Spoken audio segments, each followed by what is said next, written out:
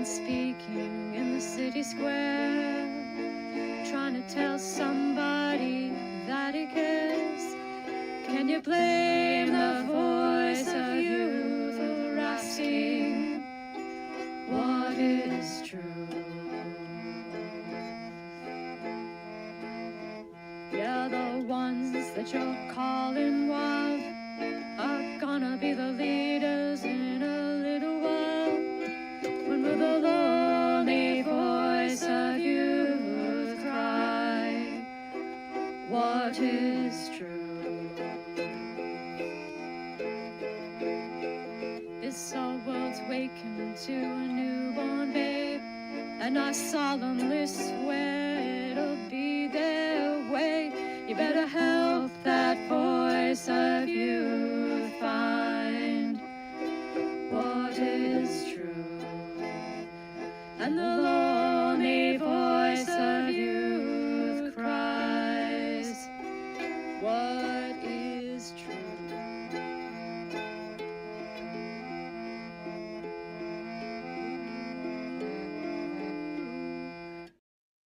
Woohoo! All right. It's Friday. Time for another Pirate live stream. This time we're talking about objectivism. Should be fun. So I have my San Pellegrino. I hope you have yours as well. Of course, we have our lovely Muppet Cup to help us along. Have you considered? You should. It's important. You should always consider. And I've got some mint tea in my skull pirate mug. Beautiful stuff. And then I'll get some bear claw from Table Rock Tea, my favorite American tea company of all time, in my captain's mug. And the bear claw is very strong. It's good stuff. Good stuff. Yar indeed, sir. Yar indeed. So Ixnon here suggested the next 3 live streams, starting with objectivism, the objective world view. So thank you. And Yar me hearty. That's all I have to say about that. So yeah, we'll be going over objectivism, materialism, and individualism, I think in that order. I'll double check my notes and think about that more. So that's what we're up to. And before we get started, let's grab our favorite book, because it's definitely our favorite book, and see what Nassim Taleb has to offer. Oh, I like this. This section's called The Scandal of Prediction. They would take forecasting more seriously if it were pointed out to them that in Semitic languages, the word for forecast and prophecy are the same. Yes, that is true. I remember reading that before. It's so salient right now. It hurts. Yeah, and it's I don't know. It's been a quiet week from my perspective. All we have are more Epstein theories about what's in the files and people making connections and wild claims. This proves that Epstein was an Israeli spy. And it's like, it just says he was trained. Like, how would you prove someone was a spy? It's like, some of these statements are just absurd. And they're backed up by this scant evidence. This person talked to that person once, and therefore, it's like, oh no, we're in the you know who else had a mustache mode. So, it's more chaos. And of course, silver spikes and then goes back down, and gold is way, way up, and Bitcoin crashes. And all the crypto bros are freaking out because that's not possible. Bitcoin is the most valuable thing in the universe because we said so, even though we don't understand economics. In fact, today was interesting because one of the Bitcoin bros I listened to, because I get this nice Friday call, he was explaining that Bitcoin solves greed, basically. Like, you can't be greedy and have Bitcoin. And I was like, what? When do you think greed is? Like, we'll just push greed out of the world by changing the currency? Is that I had no idea it was that easy. I guess we should have done that decades ago or maybe centuries ago, huh? So, I mean, it's just so absurd. I just couldn't even, right? Uh, and the usual complaints. It's the housing market, it's the job market, it's inflation, and I'm like, but none of those things are the way you're categorizing. The reason for the rise in medium house price is because the high end keeps getting more expensive. The mid tier houses aren't getting that much more expensive at all, and they're quite affordable here, but nobody wants to live here. Well, that's your problem. You don't want to live where houses are affordable. You want to live in a penthouse in Manhattan. So more craziness.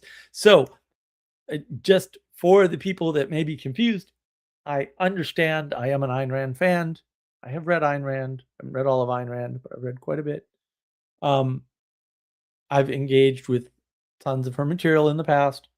Perhaps not her best books, according to Sally Joe, but um, and and uh, and my friend Kira too.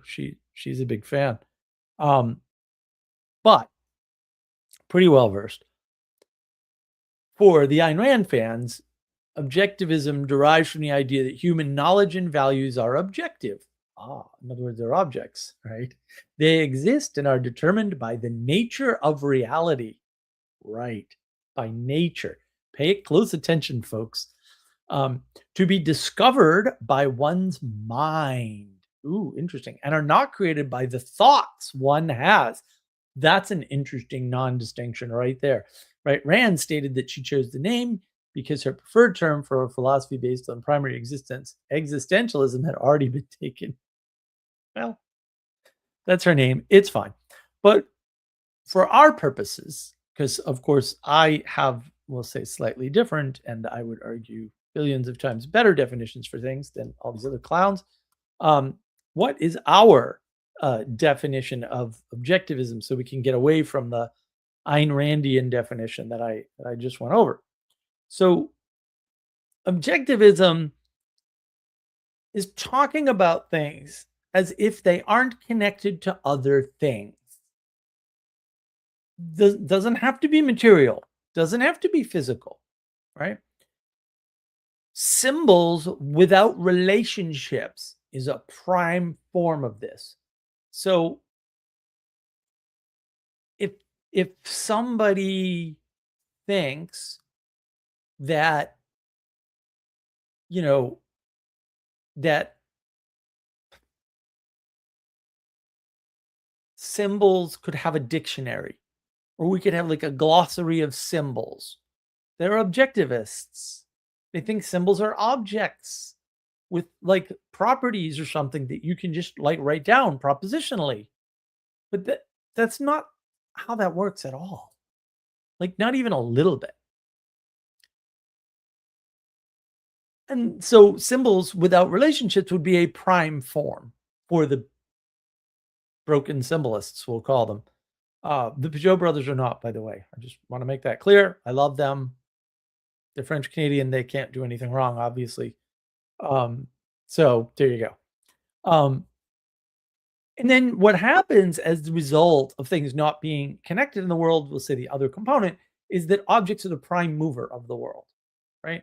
All things are the results of objects. So something like rights, right, which can be written in propositions, that might be important later. Without responsibilities aren't objective because people disagree about what your responsibilities are. In fact, it's valid to say you could have two people living in different parts of the world with the same rights, but different responsibilities to validate them or to justify those rights. That seems to be how the world works, guys. I don't know what to tell you. Okay. And so you have rights without responsibilities.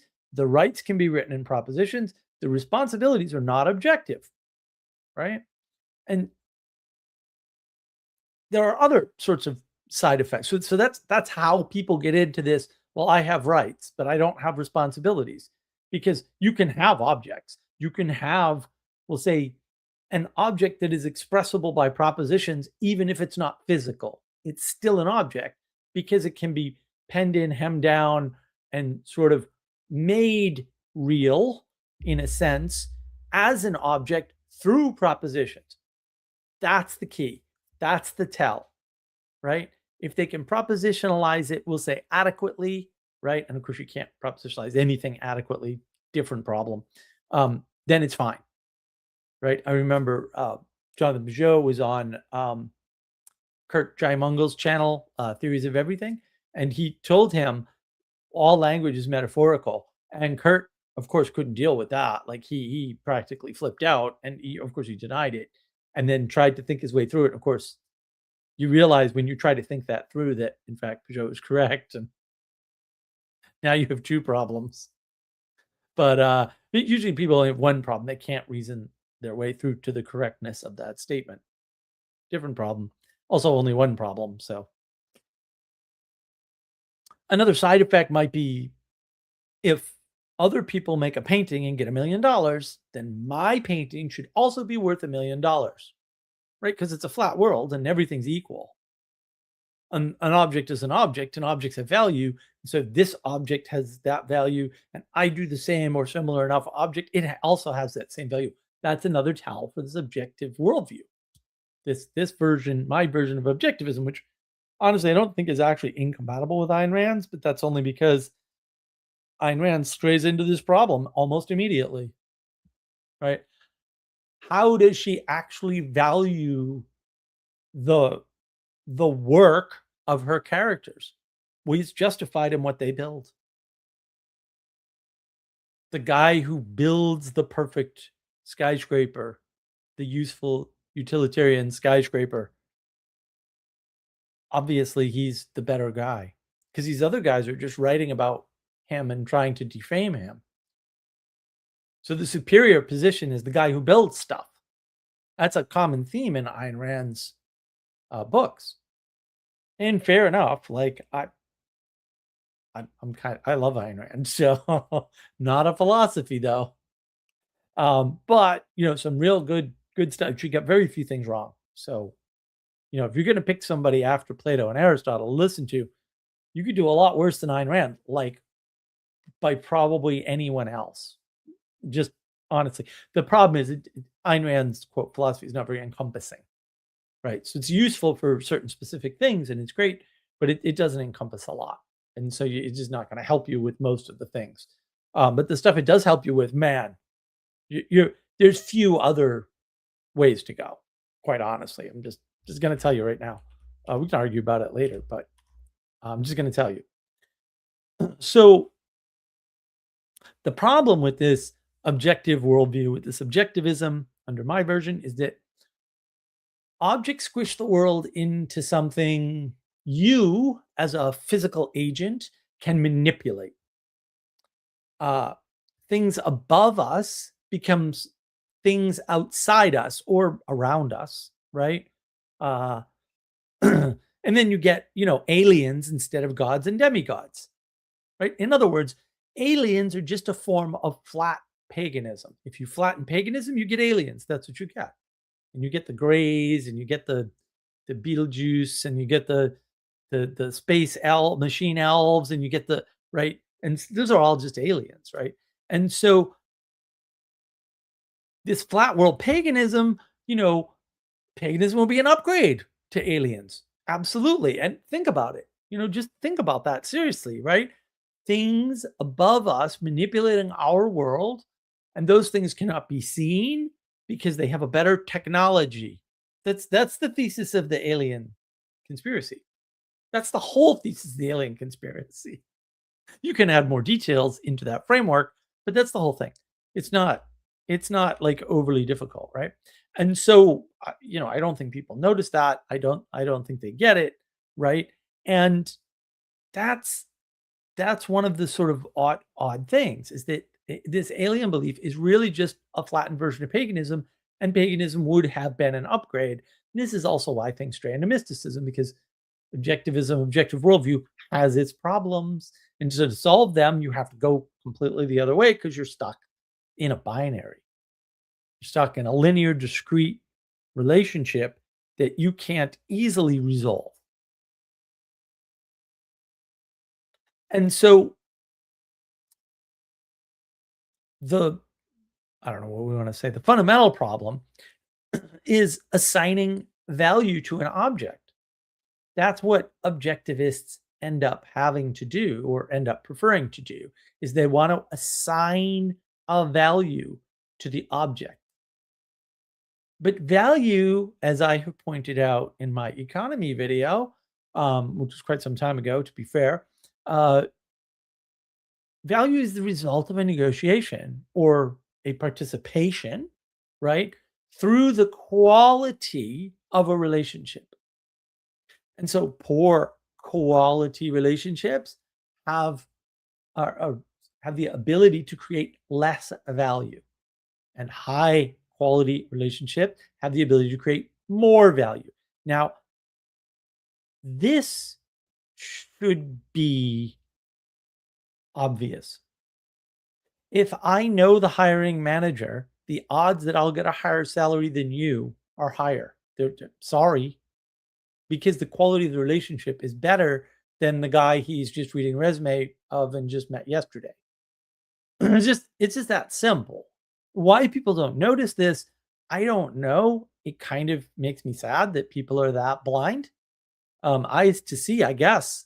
I don't know what other sort of conclusion to come to there. So I'm just gonna say, like, the proof is all around you that this value is a result of negotiation through the quality of the relationships, right?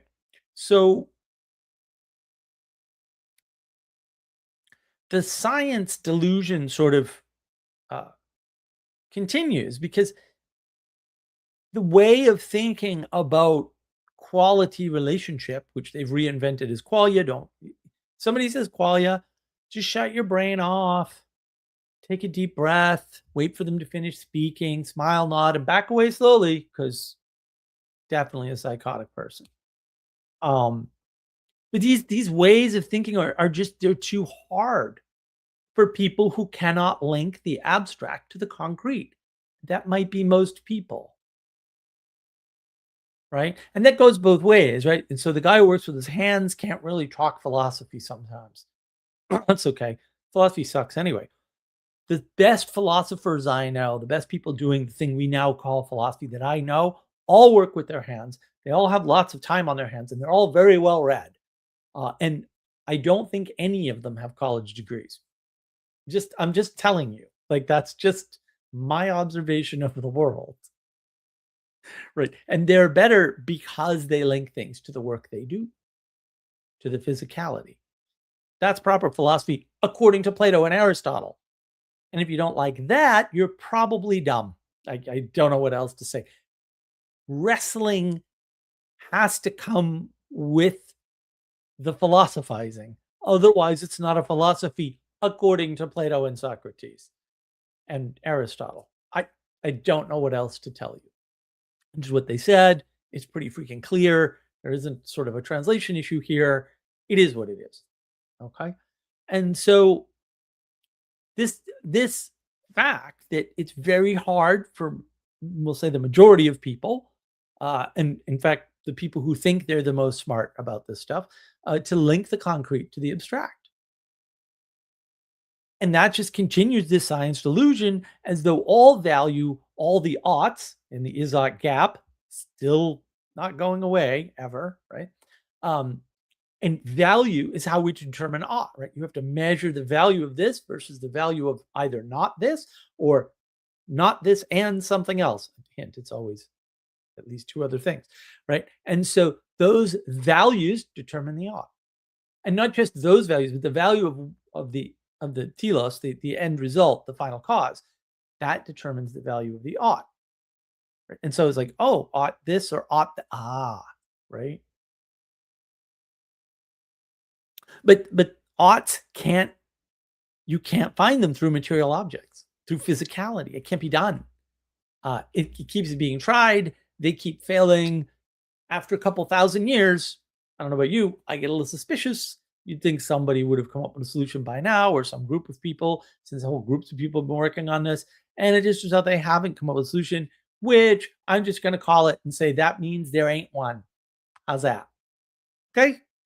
Just gonna tell you, if evolution hasn't manifested it yet, despite our best trying, then it ain't part of reality.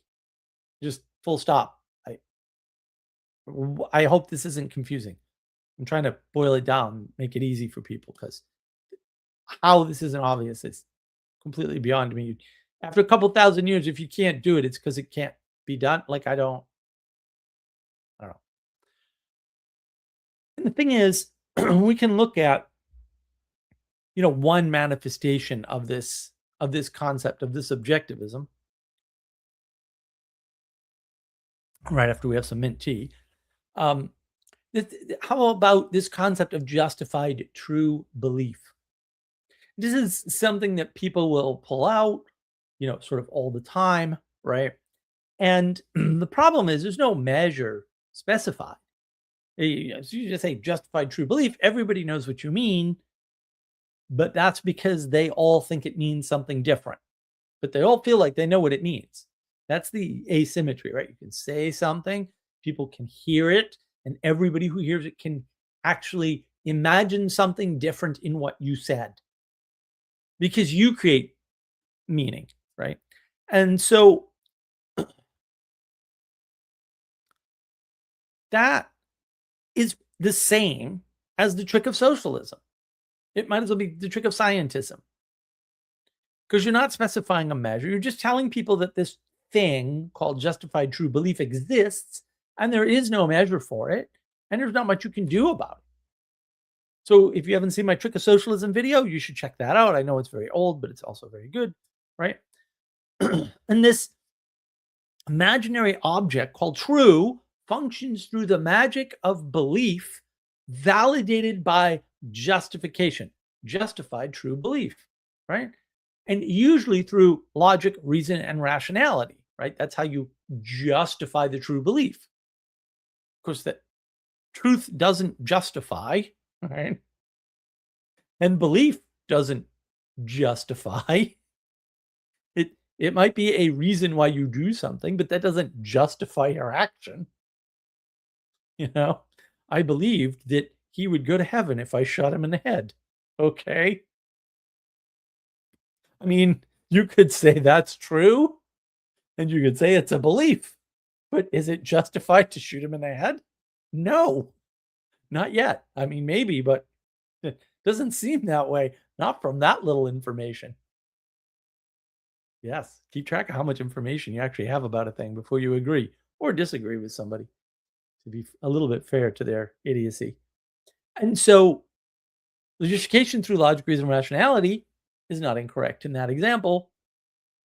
But justified true belief is also not a formula that you can use. It sounds good, though. It sounds great. Everyone's get justified true belief. It's awesome. You can justify any belief because lots of things are true. And so hopefully you can see how this breaks down, right? But it does solve all problems, right? But notice it's three abstractions connected to each other, but by the accident of sequence and grammar. Justified true belief, not just truth and not just true belief, because that would be religious. This one's justified because logic and reason, rationality, and science rules the roost, right? Well, in objectivism it does, but in actuality or reality, it doesn't. And so that's part of the contradiction of materialism or of science or scientism. It's dealing with abstractions to obtain universalisms, right? Because they want to include everybody, because really it's just a branch of Protestant religion at the end of the day, right? But just linking them to other abstractions so that you never exclude anything. So you can hear this pattern when the science idiots talk, because they'll always create an exception and then find a way to fold that exception in. And that folding the exception in might be, oh, well, serial killers, of course they have to go to prison. But they've folded them back into the world, right? Because what usually happens is they'll say, oh, well, we can all agree on blah, blah, blah, right? And then somebody will bring up the edge case, serial killer. We can't all agree that killing hookers is bad. Serial killers, fair enough. Obviously, serial killers do not agree that killing hookers is bad. That's kind of their thing. Not all of them, but like 90% of them. Oh, well, we'll fold them back in because they were excluded from the initial case with prison. And then we can all agree that they should go to prison, which is a lie because the serial killer doesn't think they should go to prison. See how the trick works? So that universal agreement doesn't exist, right? Because when the exception hits, the exception's not part of the universal agreement and you got to do something. So bang. That's the trick that's how objectivists talk. That's the trick of talking about objectivism. It's absolutely everywhere. Like you couldn't isolate examples because everything you hear pretty much follows that pattern, right? Oh, here's my system. Somebody comes up with an exception to the system. Maybe you yourself, because sometimes people are like, oh, I know this is an exception to my system, right? And then they invent some new thing that wasn't in the system as stated and to handle the example or the exception rather. And they just keep doing that over and over again.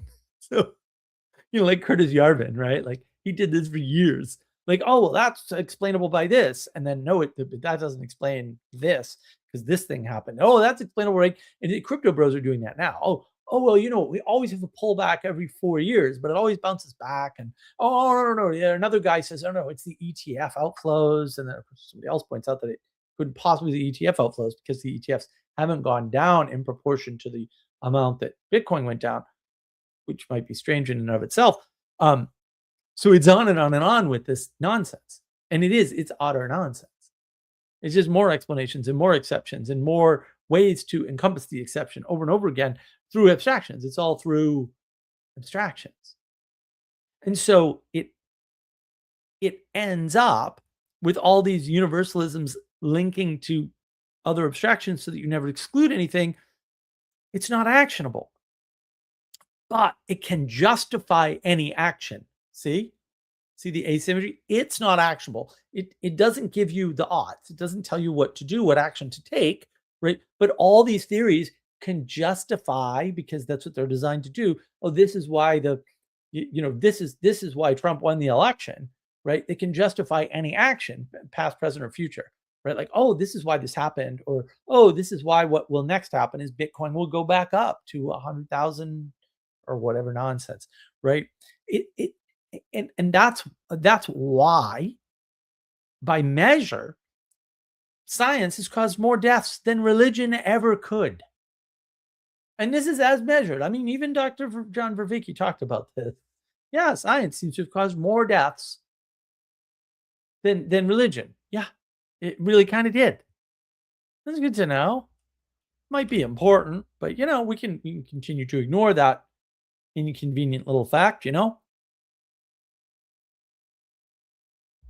which the science idiots do quite nicely. I don't know why they leave that out. I can't imagine a motivation there, a human motivation. After all, they're all just materialist robots, according to them. So let's see if we can demonstrate how this works. So money is treated as an object with inherent value, right? And then you start calculating the value of a dollar versus the value of Bitcoin, and that's why Bitcoin should go up relative to the dollar, which is insane because pretty much all the currencies are now denominated in dollars. They call them petrodollars. That's almost right. It's just right enough to be annoying, right? Where, oh, if you use that model, you're gonna be right 90% of the time anyway. Who the hell cares? Close enough. But everything's denominated in dollars. That's because we're the big consumers, and we're the big exporters. So we consume and export more than anyone else. So even if you take away petrodollars by denominating oil in non-dollars, by the way, oil was always tradable in non-dollars, always. I'm just going to tell you, people who talk like this do no research. They will not Google a damn thing that they say before they say it. So always, always, always, always, always. We can argue about how much and whether or not that makes a difference. And I'm just telling you the way the economy works, the largest oil purchaser will still be the United States. They will still purchase that oil in dollars.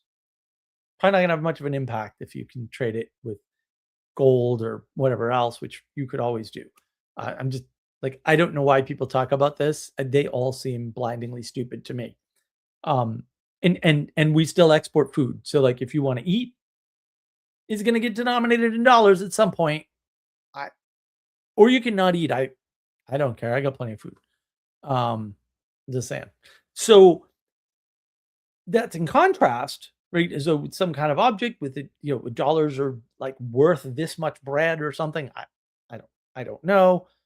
Instead of a representation of past value through work, or an agreement for future value, right? Through work, or a method of cheap and easy barter, which is what it really is, right? So a dollar or any currency can be, or any kind of money can be represented as efficient barter. Because instead of giving you, I don't know, um, a door for a tire, because people do things like that, actually, I can just give you some money and you can buy your own damn door and I can get my tire right now. We don't have to swap, right? We can go off as autonomous agents for better or for worse. Um, Intimacy crisis, anyone? And we can get the stuff that we want through this neutral medium of exchange. Because it's a neutral medium of exchange. That's what a currency is by definition. Other definitions are just wrong. I don't know what else to say. Like I can't hide for these guys. I can't cover up their little nonsense way of thinking about the world. I can't do it. It's just efficient barter. It's just a neutral medium of exchange to allow for more efficient exchange, and it's super efficient, right? Especially on the high end. I mean, it enables scales of economy that cannot be done through direct barter or indirect barter or even contract-based barter.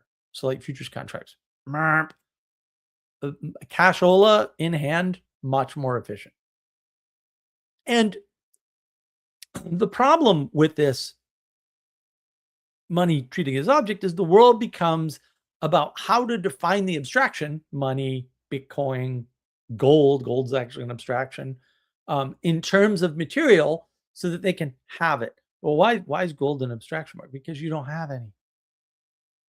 That's why. You ain't got none, kid. Don't worry about it. It's an abstraction.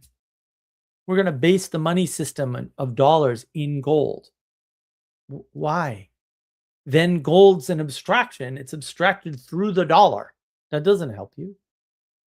Doesn't help anybody. Doesn't make things better. What are you talking about? We've had gold-based economies. They have all the same problems as dollar-based economies. Like in history, we could just like look. But people don't want to look. They want to be wicked smart, as I like to say, because I'm from New England, and that's how we would say it. And that's the problem. The world becomes about how to describe this abstraction of currency in terms of material so they can have it, so they can have more, right? The crypto guys are a great example of this, right?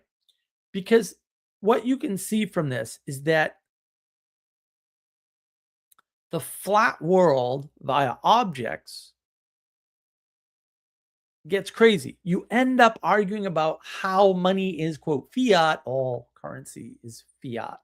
Like the only thing that's not fiat is like a door or a tire or a car or a laptop, or you're right. Those aren't fiat, but everything else kind of is, because it's an abstraction, right? And needs to be linked to some material value, right? And that always seems to be in question. Hence the crypto bros, right? Like they don't know how to value Bitcoin. They don't know why it goes up and down. They think it correlates or doesn't correlate with certain things. And we have enough data to see that that's not, it's just false. It's just false. It's a pocket market.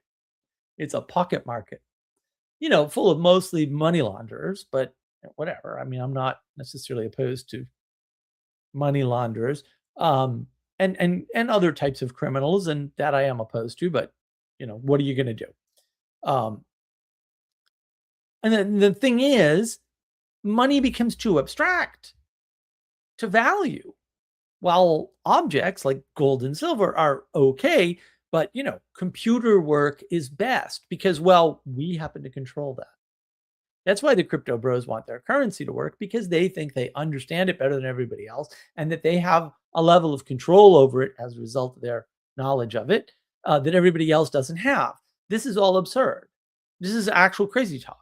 And fine, whatever. I mean, you can do your crazy talk as a crypto bro, but it doesn't work, right? It ultimately, it doesn't work. So the question is, how did this happen? Well, we prefer to see the world through objects, from the perspective of the object, when we privilege a system, right, or prioritize a system like a logic, a reason, and rationality.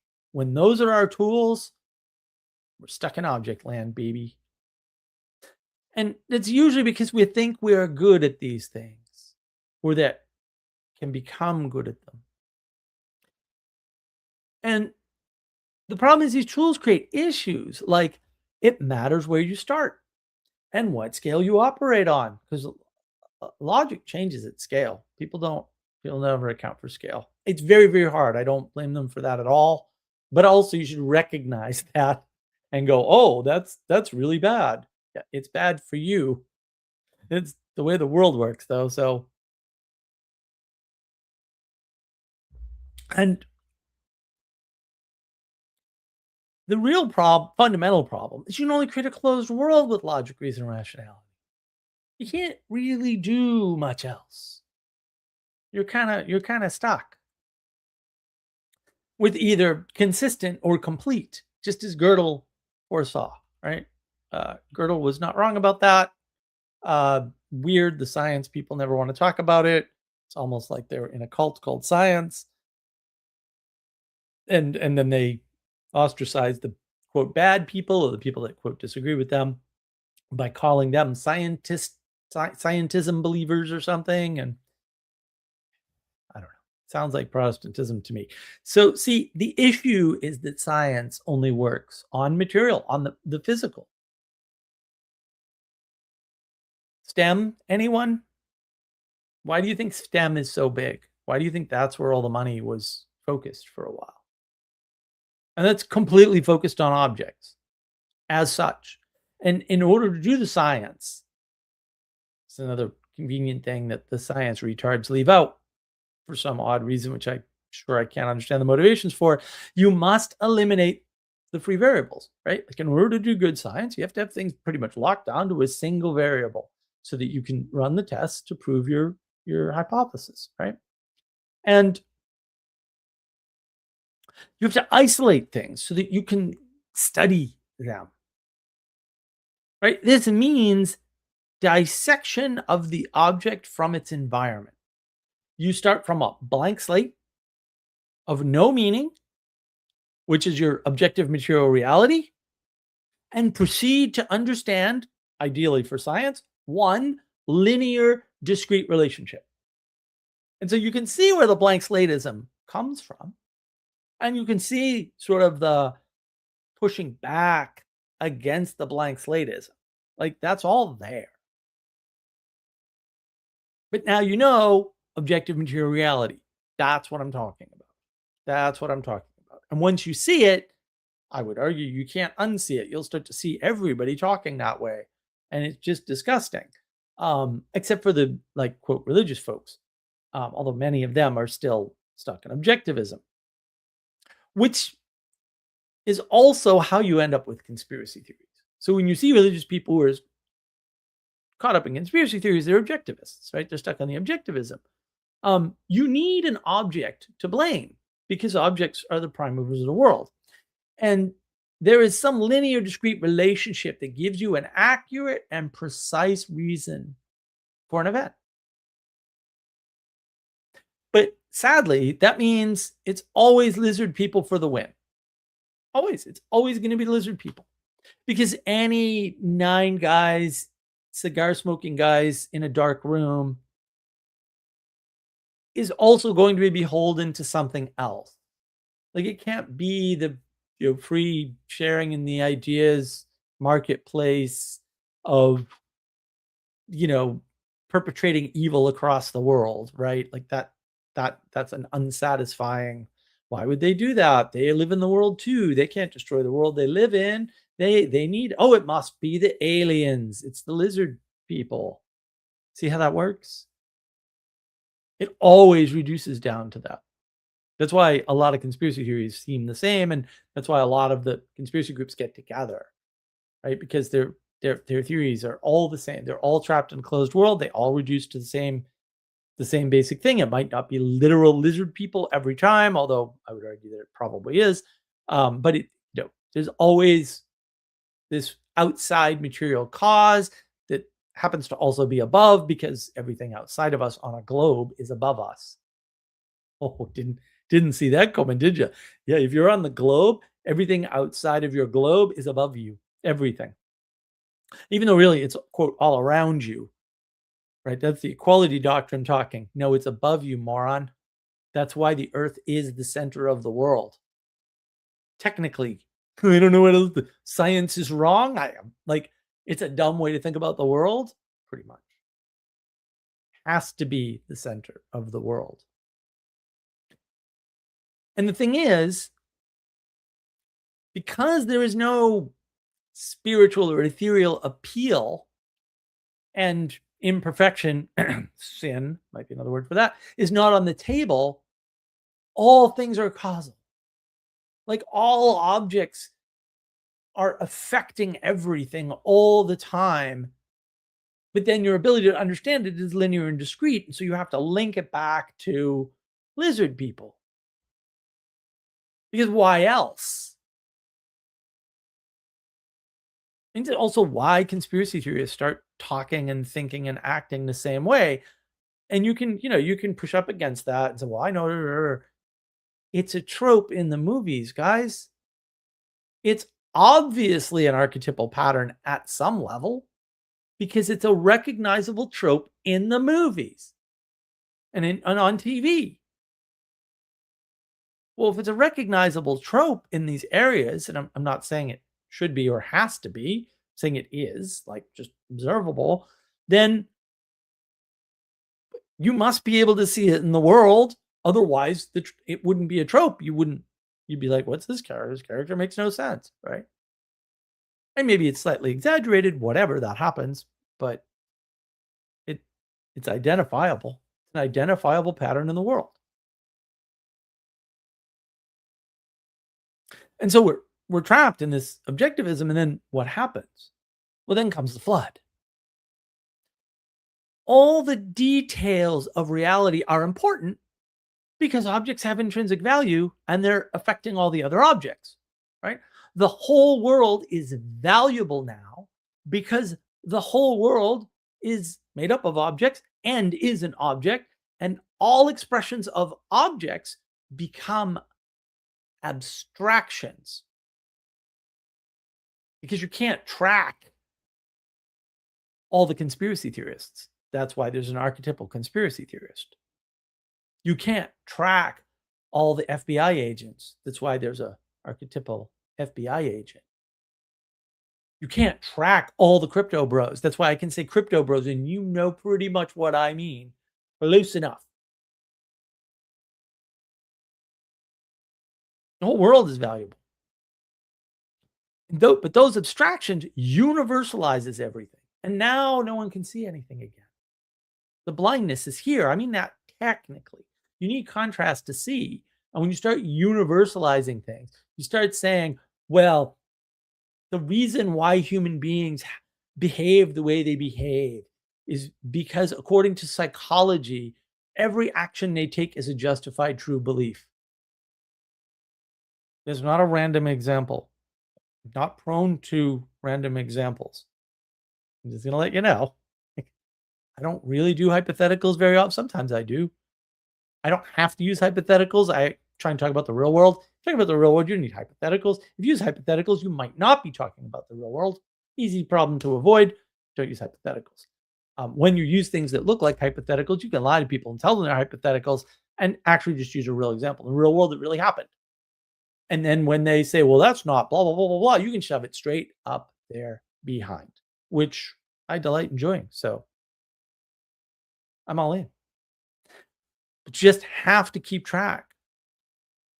When you universalize everything by making everything an abstraction, if we all just have empathy for one another and try to love that which we would normally hate, then we'll have peace. Technically, yes. Also, I have no idea what that means. It doesn't mean anything. It's just a bunch of abstractions. It's not even wrong or untrue. It's just supremely unhelpful. It's not linked to anything. It's not linked to any possible actions. And of course, the limits of thinking in only objects, which is part of materialism, which we'll, I think, talk about next week, has a limits. But you have abstractions, so you reinvent mysticism. The abstract, you still need the abstractions. You can't talk about every individual apple. You have to talk about apples. So you reinvent mysticism. So how do we describe this form of mysticism that crops out of, springs forth from, leaps into the world as the result of this objectivism? Well, it's just overprivileging the relationships and saying they all have intrinsic value. And that may seem initially like an improvement. Oh, now we're talking about qualia, which is a made up, ridiculous term that, again, just somebody's using that term, just blank out, be very nice to them, they're psychotic, and back away slowly and just get out of there. Because now we're talking about relations. We're talking about that thing we weren't talking about before, because the relations that science posits are so linear and discrete, and they're so tied to a specific context and don't work outside that context, generally speaking, that we have no choice. This seems like a huge upgrade. However, the dissection already happened. That's the issue. You've already dissected the world to objects and then assigned relationships. Or maybe you didn't assign them, you just saw them, you noticed them, you observed them through science. Fair enough. But we're starting from the object, objectivism, right? That's middle out thinking. Yeah. And we have a linear, discrete, binary relationship for our abstraction, our relation. It's got two ends and one result as the result of the movement, right? There's one impact as the result of the movement. And so it's no longer very abstract, right? It lacks the freedom, because it's binary, you only have two choices, right? How ironic, of a more functional symbolism. In other words, the trade-off is certainty for freedom, precision for freedom. Think about it. Accuracy and precision destroy freedom. In all cases, without exception. It's a trade-off. You want accuracy and precision, or do you want freedom? You're not going to get both. You want your crappy garbage science that lies about everything it allegedly does? Or do you want your freedom? And domicide. There's got to be a third way, a better way. That video will come. So what does this cause? The confusion between assuming something is universally wrong and realizing that context matters to how objects are treated. In other words, justice did not happen as a result of the Epstein client list being released. Therefore, the abstraction of justice is broken. That's not what that means, by the way, but that's how these people have to think. They don't have a choice. So, what else does that impact? Well, it impacts every object since justice is the abstraction. So, if justice is broken, now you have to figure out, well, is it broken everywhere? Where is it broken and where is it not? This just creates a huge problem, especially if you're ascribing, we'll say, legality to justice. The justice people want over the Epstein files is not enactable by the legal system. Oops, big problem. I've talked about this before. I've pointed out why this is true and why people who claim to read obviously can't or won't. And it just leads to that confusion because it's very linear, it's very discrete, it's very tied into itself in a closed system. But the good news is with objectivism, you can use objects and the transformation of objects, to redefine what works and what work itself is. So you can say what works and what doesn't by just redefining, transforming the objects. And you can tweak the definition of work just by changing the objects. So you can say something like, well, I read this book and that gave me knowledge.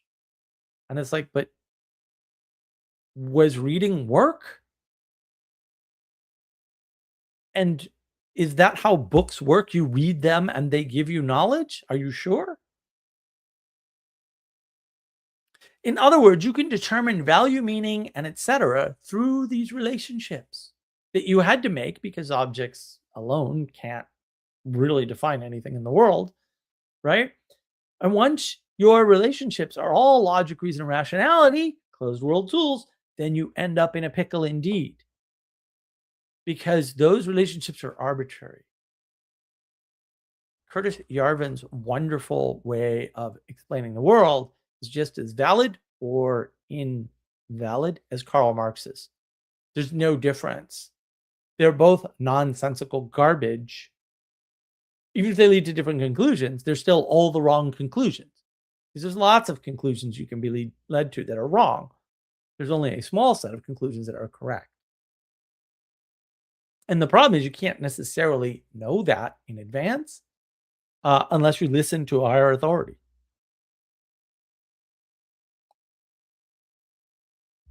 Because effectively, you're a Muppet. Have you considered? You should get a mug. It'll help you consider.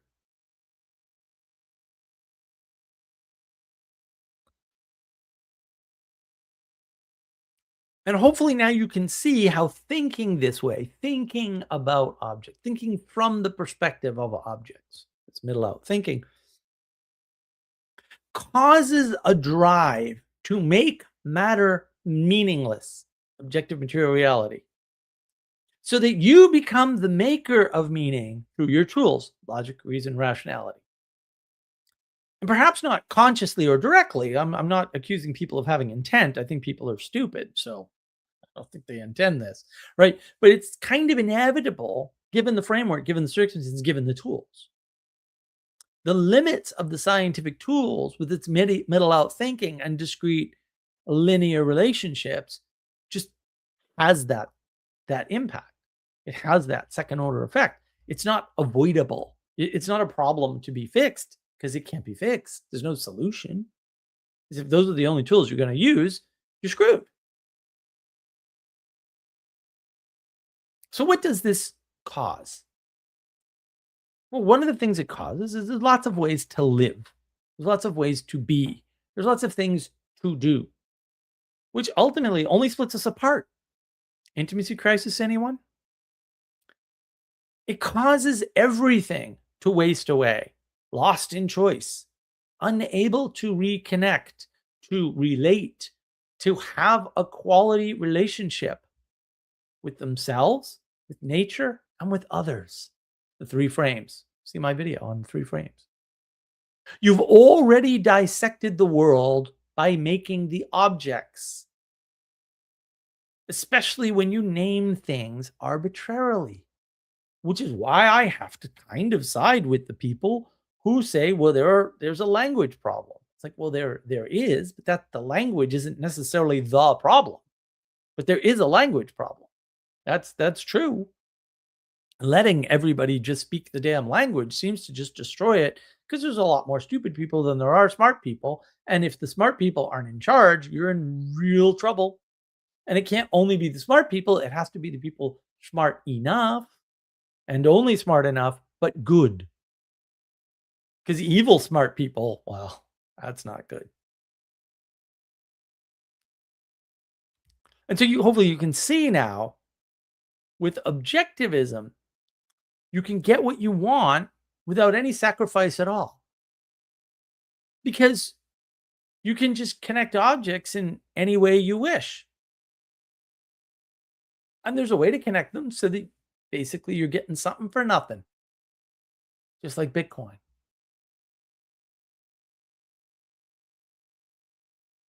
But ultimately, you can't connect objects just any way you want. But it appeals to your ego, right? And not just in this way. This objectivism, first, you get to name things. You can just say, I'm an agnostic atheist, whatever that could possibly mean, which by the way is nothing because it's an inherent contradiction, right? Oh, well, I'm doing this for social justice because that's a justified true belief that I have.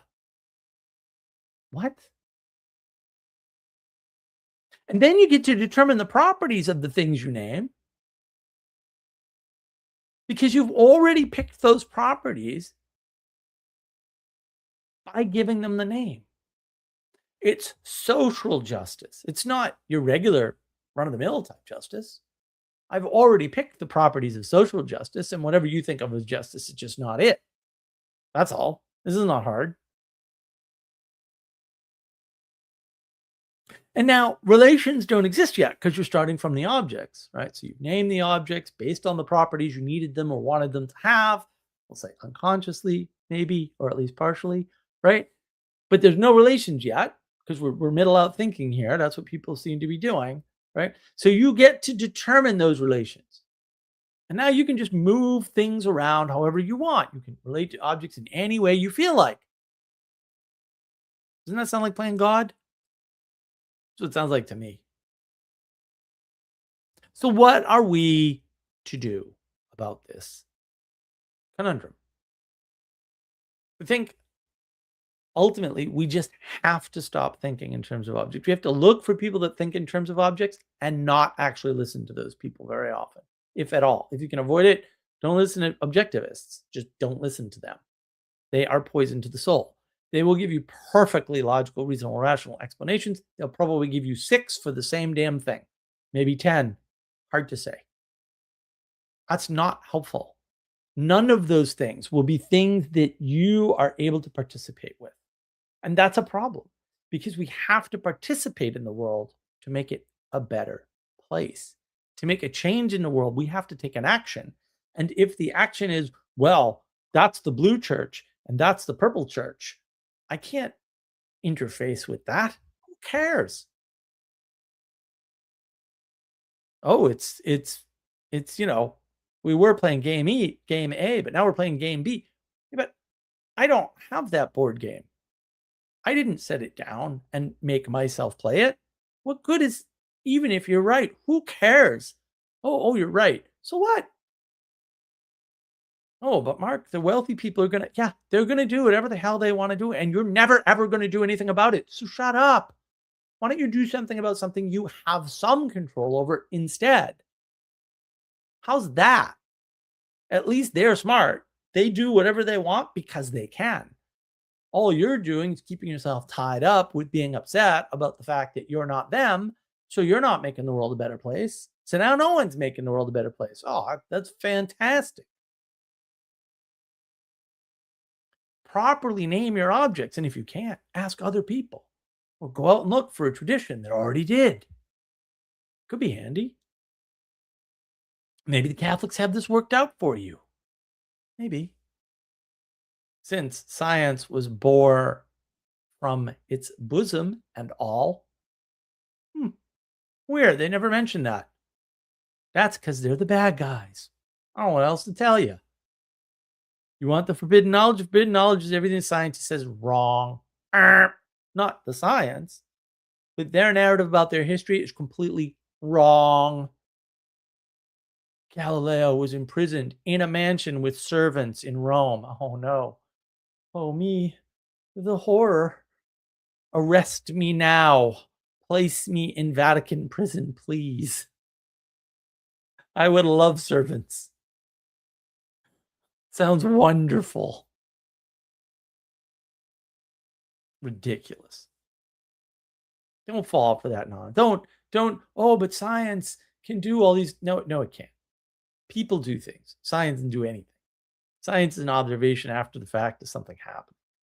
And a bunch of fancy guesswork and hopefulness about, oh, well, we're going to discover the God particle. Yeah, you discovered it. Now what? Oh, nothing. That's now what? Nothing. Nothing at all. The Higgs boson wasn't that interesting. Now, was it? But there was a God particle before you found it. And now that you found it, it's just a particle. See the objectivism? Don't fall for that nonsense. It's nonsense. It's crazy talk. These people are crazy people. I'm not saying science can't be used or isn't useful, but also we got to put it in proper context and not start from science as God because it appeals to our ego because we can remake the world any way we want. That's the trick. It's in essence identical to the trick of socialism because it appeals to your ego and it keeps you wrapped up in a resentment and a reverence. Like the socialists revere the socialist ideals. They revere them because it gives them a way out of where they are. In other words, alone at the bottom for the most part. That's where objectivism keeps you, at the bottom, at the physicality, at the material, at the earth. That's the bottom. This thing's lower than whatever. Still at the bottom. You're in the bottom third. You don't need to be at the bottom third. It's not necessary. You could be better because the world needs you. That's all I'm saying. That is all I have for my monologue. I shall post the link and pin it on my Navigating Patterns channel. I guess technically it's Mark of Wisdom Navigating Patterns now. I don't know that branding has helped us or hurt us, but it is what it is. So if you want to join in and ask questions about objectivism, feel free to come on camera and do so. All right, I'm going to try to catch up. Let's see. Kirk, hello. Good to see you. Ixon, so far it seems that everybody who looks at the Epstein files thinks they prove what they already thought. That seems to be the pattern of humans. Hello, Denise. Yeah, the YouTube notices got worse recently. I don't know why.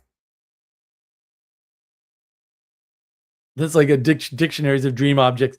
Man, yeah, that stuff cracks me up. The dream dictionaries. I'm like, wait, are you guys okay? Denise, my grandfather did not want his kids speaking French Canadian. Not a word. A la fenêtre. That's it. It's the whole thing. I mean, I have ma tante and yeah. Like that. Vives le home Peugeot. I get no idea what that means. Kirk, you love Ayn Rand and believe in Izot dichotomy. The Izot's not a dichotomy. It's an unresolvable fact of reality, right? Didn't she claim to solve that? I mean, Ayn Rand might have claimed to solve that. I agree with pretty much everything she wrote. It's not that hard. Like she's not wrong when she writes about the value of somebody who can build a thing and that person is more valuable than the little parasites that don't build anything but want a part of the built thing. she's wrong because she leaves out the cooperation. I mean, it's in the books, right? But it's couched as all the smart people cooperate with one another. That isn't the world, right? Smart people will also cooperate with dumb people who can't build things. Like, they're happy to give away their work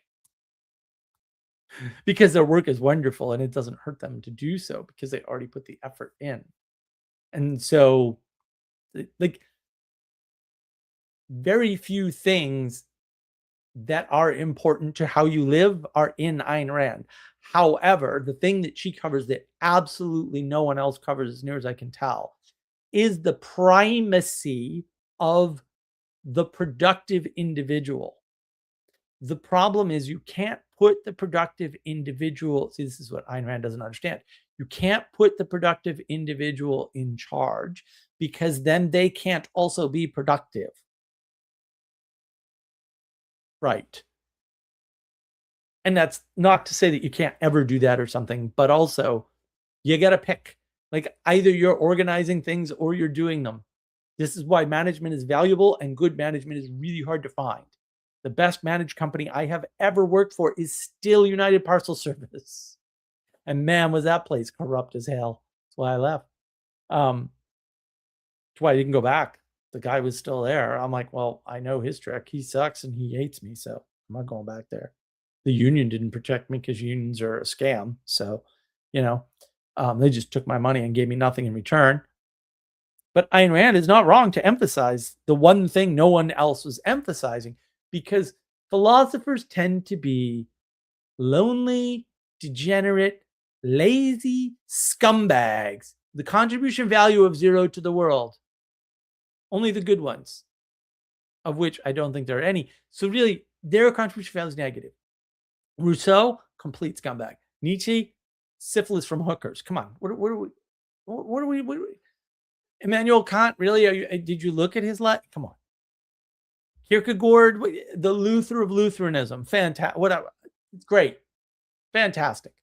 Heidegger, you became a Nazi. Come on, what are we talking about?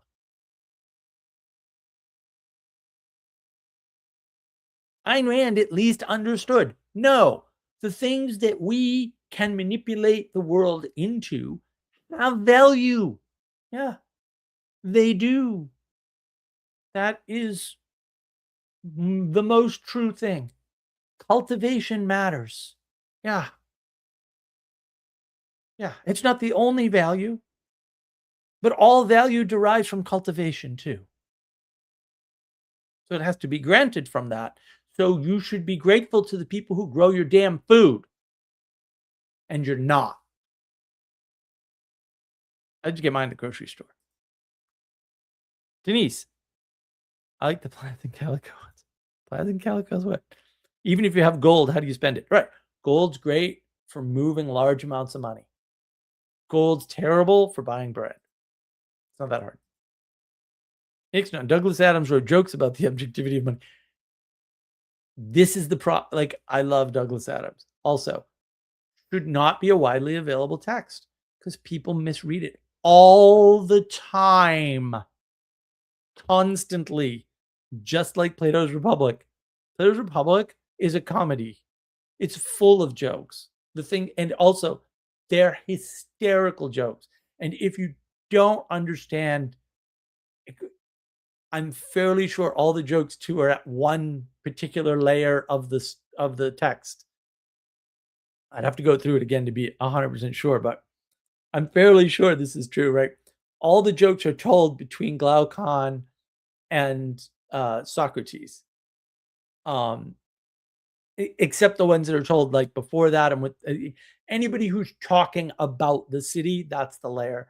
So there's a few other characters in there in the beginning in particular. They're all telling jokes to one another like the whole time. That's just it's laugh track material. It's fantastic.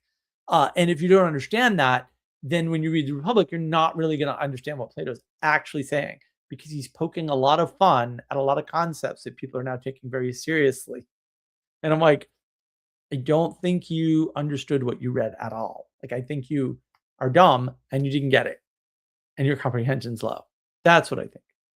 That's what I think. I could be wrong, except, oh no, wait, definitely couldn't be wrong about that. That's for sure. Ixnay, if we or I have to make the meaning, then the meaning can't be part of the pre-existing creation. That's correct. Trapped into emergence is good. Right. Yeah, I mean, if there were a pre-existing creation, the meaning would be there. If you start from the object, there's no pre-existing creation because the object is unconnected from time, effectively. It doesn't mean it isn't subject to, quote, entropy. That's how they get around it, right? So you abstract time to entropy, and suddenly you don't need to deal with time anymore, and you don't need to deal with the beginning of anything because entropy's kind of always been there, just like, well, we don't really know when time starts and stops.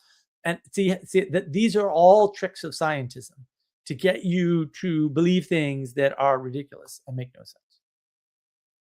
And that's basically how the objective worldview thing works. There he is. All right, Kirk. How are you doing, sir?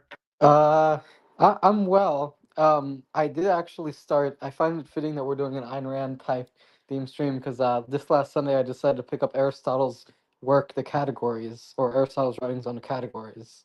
Um, so a very Aristotelian themed week I'm having.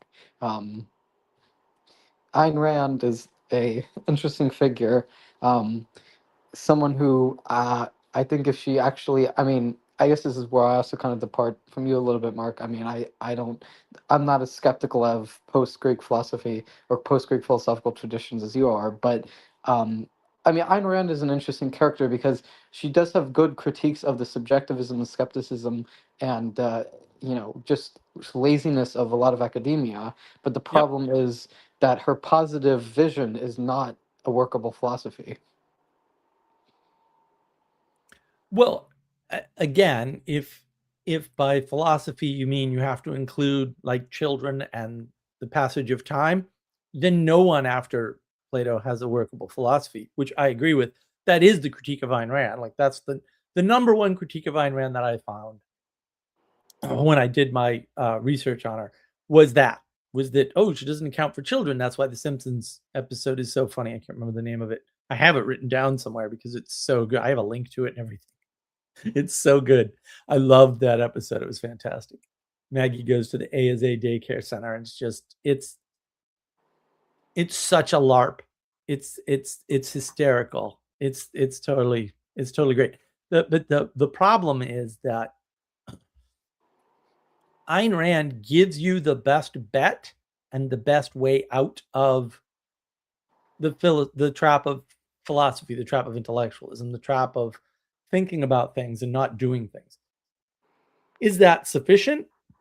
I don't know. I mean, she helped a lot of people, myself included, out of, I mean, for me, it wasn't a path. It was a justification for something I was already in alignment with, which is this idea that the person that builds things and the idea of being able to build like actually anything, it gives you a superior inherent value because that's absolutely true. And building things is ridiculously hard.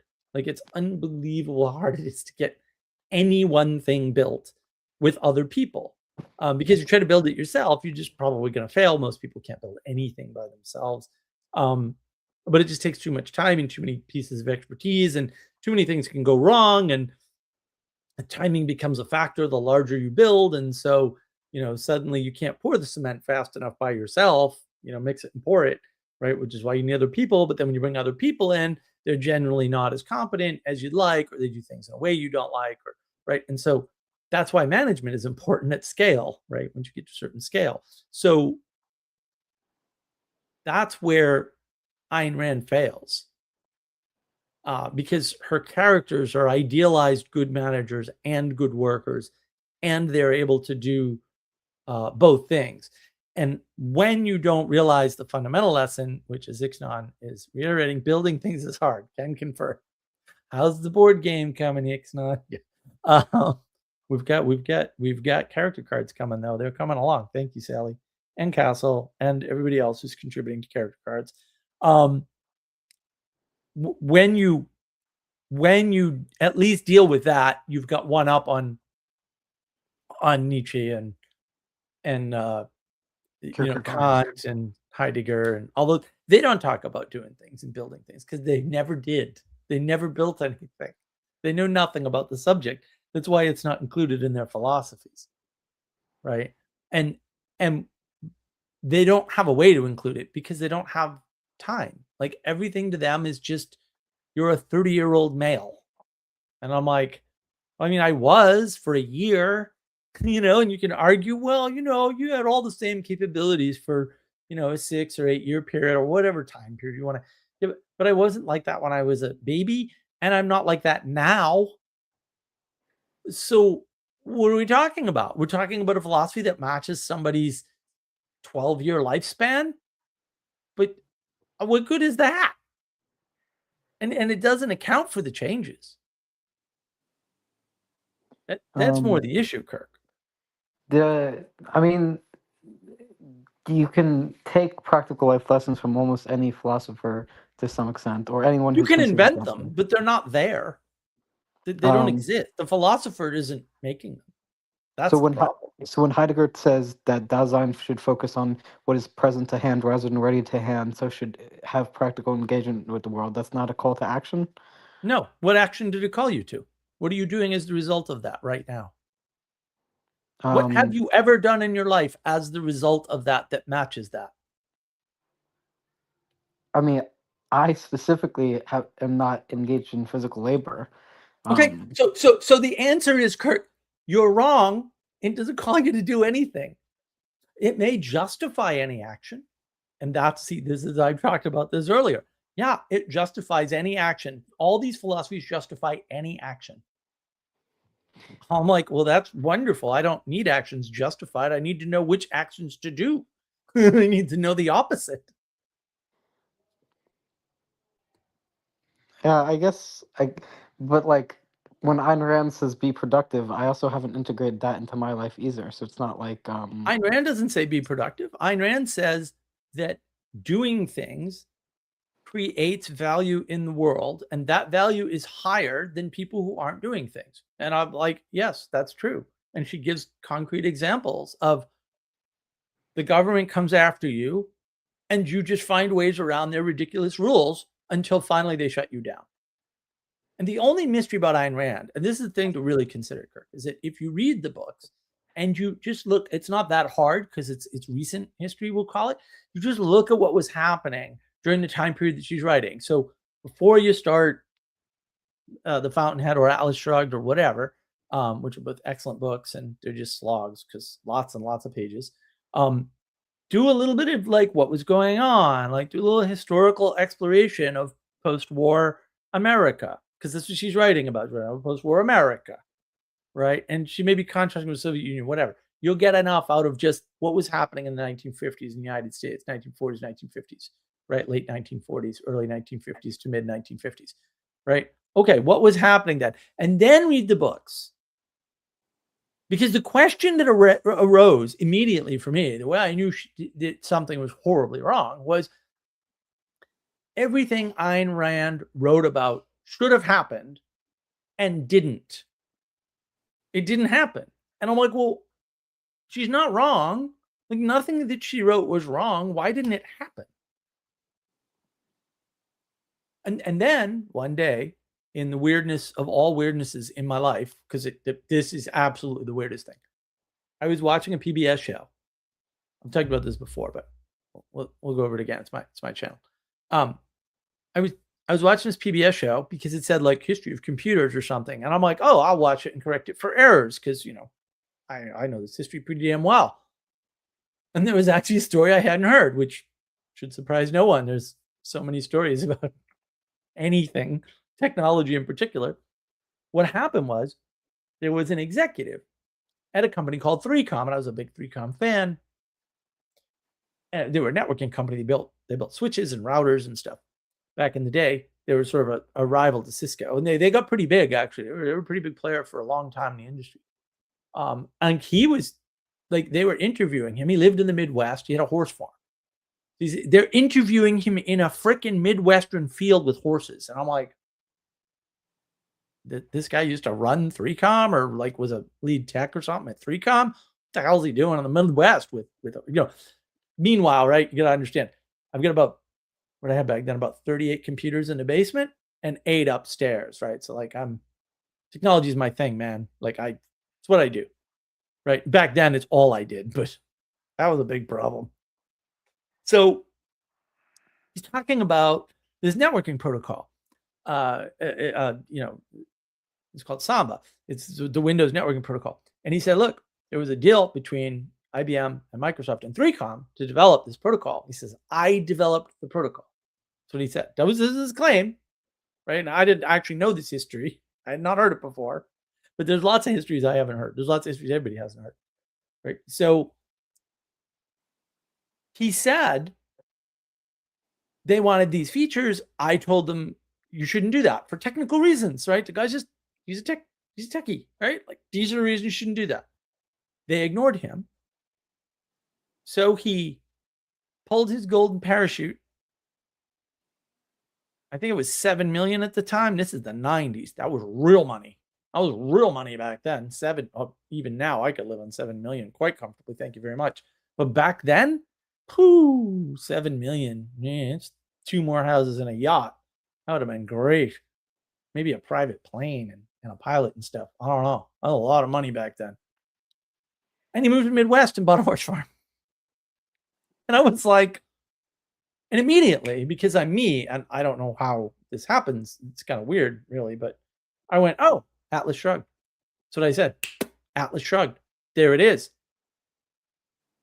So Ayn Rand's wrong because at scale, it doesn't work that way. In her little closed world, and fair enough, like I love Ayn Rand, but also little closed world, she's writing a book. What choice do you have, right? Like the whole thing falls, right? And the savior is effectively technology, but it's just better technology. Like her solution is improved energy technology saves the world, which is this is a big pattern with people, right? All the green people. Oh, the solution to all of our problems is renewable energy. What? Like what drugs are you smoking to come to that conclusion? Energy is not a problem we have to solve in the world. That's insane. And guess what? The solution cannot be it's green energy. Like the numbers are in, guys. Like it ain't that hard. Like solar and wind ain't replacing nothing ever at all. Better battery technology or not. You can make batteries 100 times more efficient. It ain't gonna help you. I'm just gonna tell you, just do the math. Like actually sit down and do the math for yourself. Don't believe their numbers. Just do the math for yourself. It ain't gonna work. Right? But that's one pattern. There's lots of those patterns where they think this one thing is going to save the world. If it's not energy, then it's whatever doctrinal belief from whatever book, right? It's if everybody became a Buddhist or empathy will save the world. That's ask Brene Brown, she'll tell you that all day long. Yeah, I mean, I agree with a lot of what you're saying, Mark. I'm not necessarily disagreeing. I'm not saying what everything I said was wrong. I guess my main thing is this whole emphasis on productivity and individualism and authenticity that I've heard associated with her. Even if these words don't necessarily come from her, I'll be honest, I haven't read anything but excerpts from her, and I've listened like lectures and stuff. But like, yeah. Also, you're frozen on my end, Mark. Oh, not getting air back. Yeah, I see that in a lot of other philosophers. But I guess what you're saying is that the unique aspect you give credit to Rand is this emphasis on productivity being related to value. Productivity in building things. Like philosophers speak in abstractions, right? Except for Plato and Aristotle and most of the ones before them. All the ones after them, as near as I can tell, all the ones I've looked at, all the ones people have mentioned, they only speak in abstractions. They never talk about what they built or what is built or the value of building things. Now, to be a little bit fair to them, even though I have no reason to be, when things are already set up, maybe you don't have to talk about how to set them up, right? Maybe you don't have to account for that, quote, in your philosophy, and that's fine. if you're constraining your so-called philosophy to explaining in abstractions how to be in the world that you're in a good way. Because that was what Plato and Aristotle were up to, for sure. There's no question about it. It's just that they said, if you're not a wrestler and doing this talky thing, then you're a sophist and they're scumbags. And I kind of agree. They didn't say burn all the sophists at the stake, which, that would be my approach for sure. But they were pretty clear about this. They were 100% clear about this. Yeah, I think there's value to pursuing intellectual things, even if they're not productive in building things, because I believe there's value in search for truth for its own sake. But there can't be, because there is no sake in the search for truth. Lots of things are true. Who cares? Well, for example, when someone works in theoretical physics, a lot of theoretical physics has no practical application. I mean, there's quantum computing, but there's a lot of theoretical physics research that has no Yeah. application of quantum computing. So, Right. Right. And the value is keeping a useless person like that out of normal society where they just make things worse. I'm a big fan of the ivory tower of academia being intact. The problem is, as I pointed out in my video on academia, they broke that for themselves because they're retarded. And that's on them. And I'm like, you did that to your own institution, you idiot. You should have kept people out. But there's no inherent value in the thing they're doing. There's an inherent value in making sure that they're doing something that they feel good about that isn't going to harm the rest of us. Okay, I agree on lots like that, not just theoretical physics. Like, there's lots of cases where I'm like, yeah, this person needs to have a job, even if that job is of, we'll say, marginal value or could be done better by a machine. I don't care, because I don't care about machines. I care about making sure people have a job. It's super important. Okay, so the value is in having academia is because even if it's useless or not valuable, they at least will leave the rest of us alone. The value is in making sure they don't destroy value, which they would do if they weren't occupied elsewhere. Yeah. I mean, Okay. dreamers destroy things all the time. They're doing it now, right? Constantly. Constantly. I mean, you look at someone like, well, I agree with a lot of what you're saying about productivity and building things because when you look, especially when you look at like, I don't know how much you keep up with online politics. I imagine not a lot, but there's a fellow online named Destiny, or that's his username, and he has a big following. And in my experience, a lot of his followers are not living up to the Randian ideal. I'll put it that way. Yeah, I know Destiny very well. And that's the problem is, well, he just lies about everything. Like, his whole trick is he just states something that is clearly categorically false and there's no backing evidence for, but all the evidence is actually contrary to his position, and then logics his way from there. And he is an above average logic person, but also Andrew Wilson kicks his ass, so Andrew Wilson's actually much better. And that's like the problem is that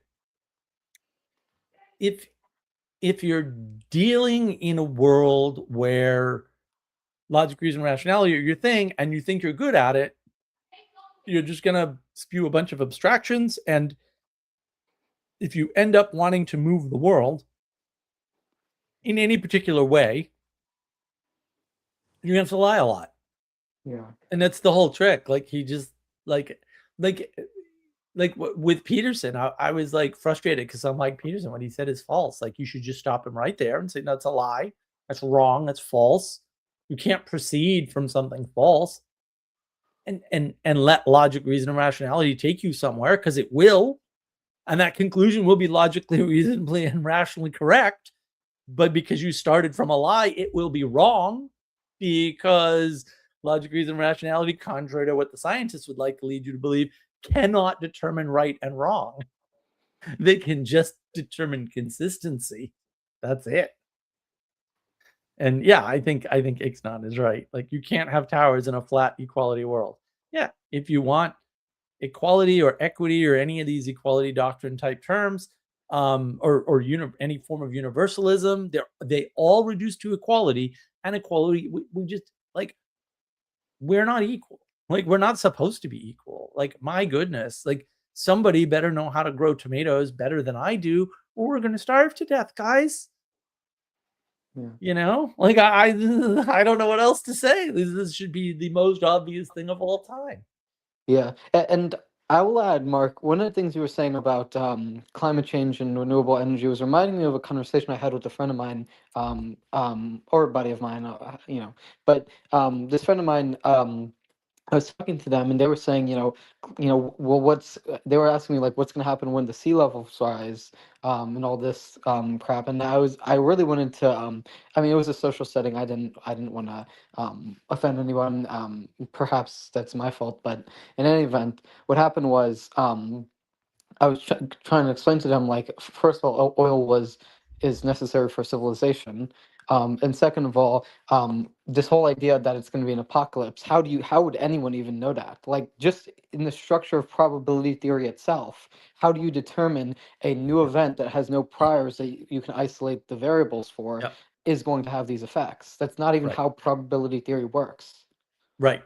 And you can't use probability to determine that. Right. That's why prediction and prophecy are basically the same thing as the quote from Taleb that I read Yeah. pointed out.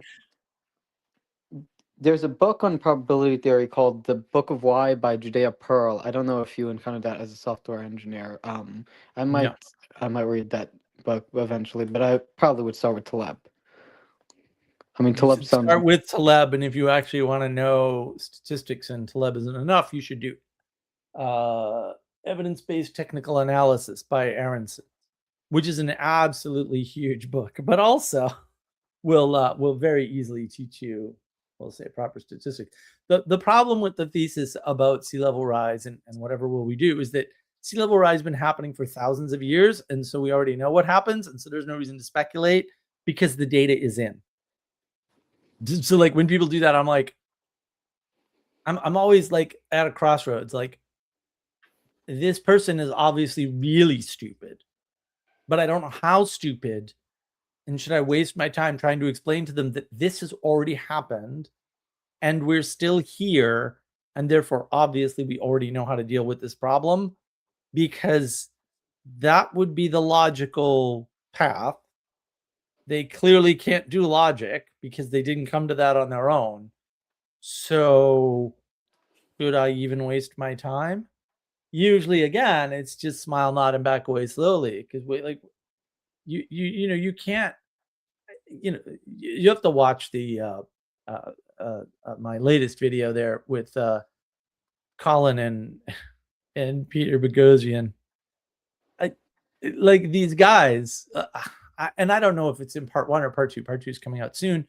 Still in editing. These are hard to edit, guys. And also, when they get edited, I get yelled at because, why are you making me watch these people? They're dumb. And I'm like, man, I always joke with Sarah. Well, she jokes with me. She says, I'm not that smart. I have a business degree. Even someone with a business degree knows these two are idiots in their fields, which is bad. Poor Colin Wright, poor Peter Boghossian, but also they're morons. So, but they talk about this. Like, Peter at one point says, well, what do you do with people who aren't, like, what kind of evidence do you bring to bear for people who aren't moved by evidence? And I'm like, when you talk, do you hear the words you say? That's a Yeah. contradiction. Yeah. And, like, I mean, if Yeah. that's how dumb you are, there's nothing I can do to help you. You just need to be put somewhere safe. You shouldn't be on YouTube saying in public, what kind of evidence do you bring to somebody who isn't moved by evidence to change their mind? That's a really dumb thing to say. And the fact, like, it's okay to say dumb things, right? Just do it with your friends in private and not on freaking YouTube. Yeah. Because it's a different class of error. Yeah, I agree, and that's kind of how I felt when I was talking to this buddy of mine or this friend of mine. It's just Yeah, I'm not going to argue with someone who doesn't know what they're talking about. And this part, because like the thing is, so their argument is, well, if we increase CO2, that's going to raise the temperature and that's going to cause sea levels to rise. Okay, which so is false. yeah. Well, on top of that, how do you even predict something like that? Because the whole way science works is by confounding variables in repeated trials and experiments. And if you can't, and if we have a case study Yeah. of we have one example of, um, industrial level CO2 emission. How can you make a prediction if there's nothing to predict from? Yeah, we don't have a lab with a climate that we can do an experiment on, and therefore there's no such thing as climate science. And by no Yes. such thing, I mean there's no possible way that you could have a science of climate, because you can't do independent observations and you can't put climate in a lab. It's absolutely impossible. We don't have that. I'm not saying we'll never have that technology. And even if we did, we can't operate at the timescales required to do science on a climate because our lives are too short. So what are we even talking about? So the minute somebody says climate science, my brain shuts off. Like, I ain't wasting any time listening to another word that person says, because we're already done here. It's a contradiction to say climate science. It's a fundamental contradiction. There cannot ever be a science of climate. You're not putting a climate in a lab and doing experiments for 1,000 years on it. And the thing is, they just ignore it. So back in the day, you wouldn't know this, Kirk, but back in the day, before that stupid book came out that Al Gore wrote, I think, they did some studies, right? And they basically said 80% of geologists don't believe climate change at all. And what they meant by that was their definition of climate change. And the reason why they meant that is precisely what Yongad points out here. Climate change doesn't really matter because humans adapt. Climate change happens independent of humans. So it's hard to say if it happens when we're not around, how much of it we're responsible for, right? It's you already can't do that science because, again, you don't have two labs, one set up for how much climate changes on its own and the other one set up for the same set of conditions but plus add humans. Like, we don't have any of that. We're never going to have that, at least in our lifetimes, for sure. So what are we talking? There is no climate science. Like, it doesn't exist, right? And God, CO2 can't even be the heat reservoir they want to be. It's way worse. The reason why geologists didn't believe in climate science is because if you look at the ice core samples and you sample 10-year periods instead of 1,000-year periods in the ice cores, or if you look at rocks, right? If you do geology, you know for a fact the Earth was much cooler with much higher CO2 levels. That already happened to us. These people are just ignoring the data. They're ignoring the evidence. They're not convinced by evidence, as Peter Boghossian would say. They just all happen to, quote, claim to be scientists at the same time. And science doesn't have a way to burn heretics at the stake. And so they just keep letting them in. And then they destroy academia, see my video. Like, what do you want me to do about it? I don't care. These people are all lunatics. I don't listen to them. I think they're morons, and I can prove it. That's why I do the little reaction videos. I'm like, here, let me show you on a cold read, is what it would be called, how dumb these people are. And this is how easy it is to show that they're dumb. Right. Yeah. And then you're just enchanted by them for whatever, any number of reasons. There's lots of types of enchantment. Someday I'll figure them all out and break them all down for you, or at least many of them. And that's what's really going on. And to be fair, that's what runs the world. The question is, like, can we deal with good enchantment versus bad enchantment now? Or are we stuck in bad enchantment forever?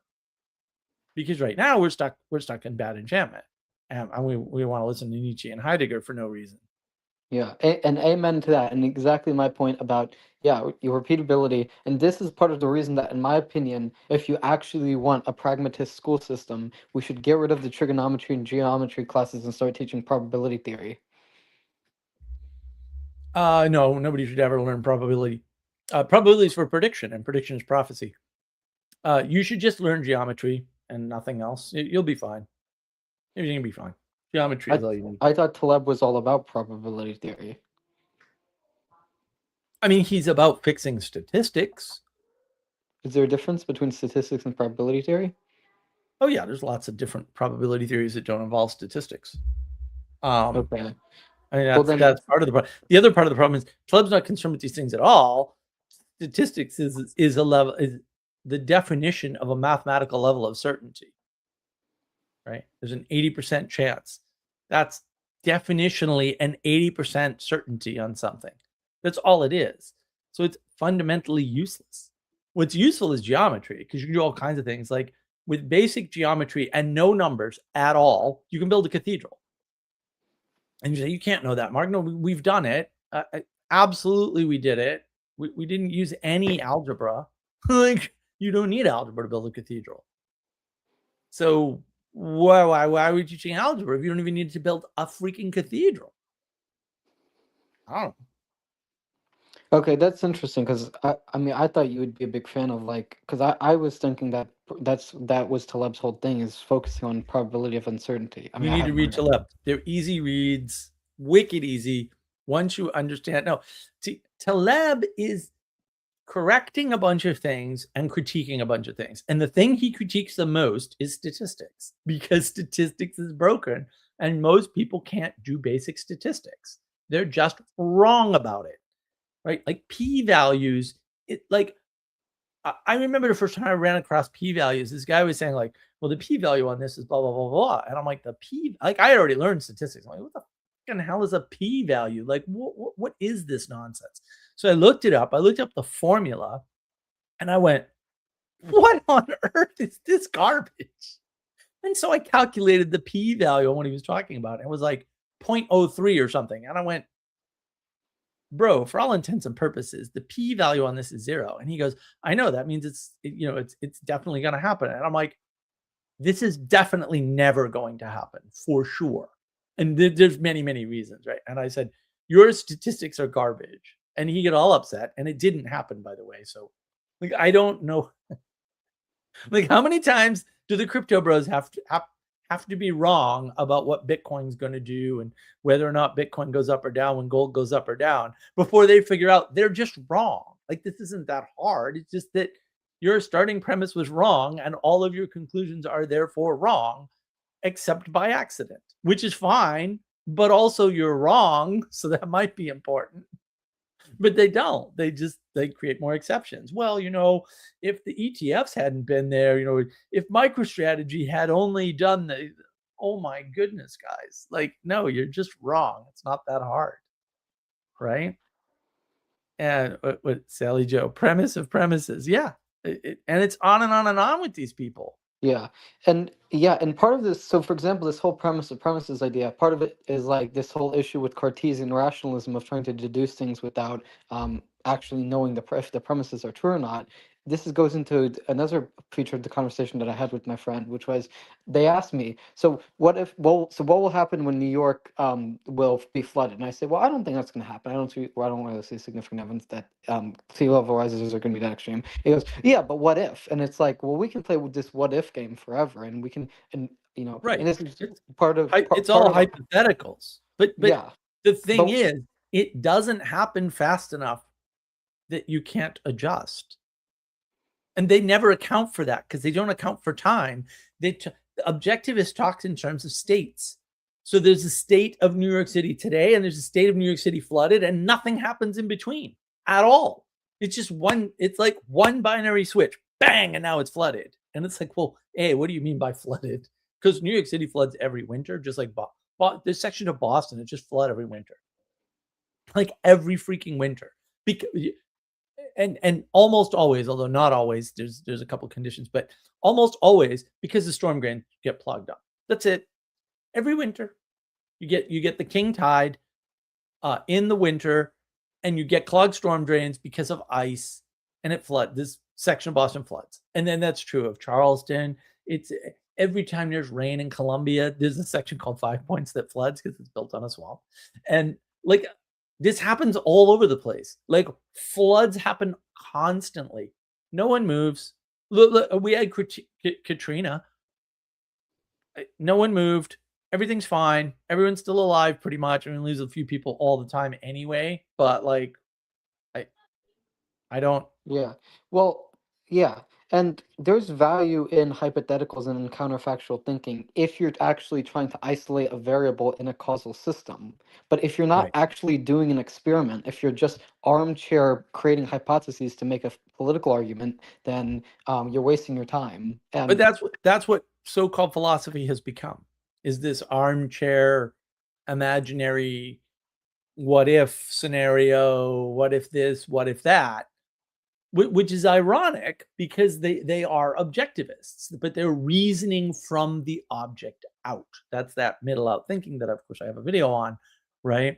So that's where the problem comes from, is they're reasoning the wrong way around, and they're coming to absurd conclusions, and then it goes right back to, yeah, when you read the Epstein files, you see what you expect. When you read the JFK files, you saw exactly what you expected. It didn't bring people together. It just gave them a justified true belief. Oh, look, I have evidence for my justified true belief. What? yeah, I mean, I think there is a lot of philosophy that's obscurantist. I mean, I really think it depends on the individual, but yeah, I understand what you're talking about. But I mean, like, for example, you mentioned this idea of philosophers taking in the needs of children, right? And Yeah. I understand. So that's part of like, okay, are you really doing philosophy if you're not taking into account the needs of children? But No, for it's an example, ideology. Right. yeah, exactly. But like I've heard, for example, people use Popperian epistemology to advocate for, free schooling for children and creativity-based learning for children because it's about trial and error. So like people have incorporated concepts from post-Greek philosophers for children. Yeah, but the Greek philosophers already had the right answer for children, and so you're just inserting a wrong answer for no reason on a problem you don't understand because it's not incorporated into your philosophy from the start. You're just using your philosophy to validate a way of handling a situation that isn't covered by your philosophy.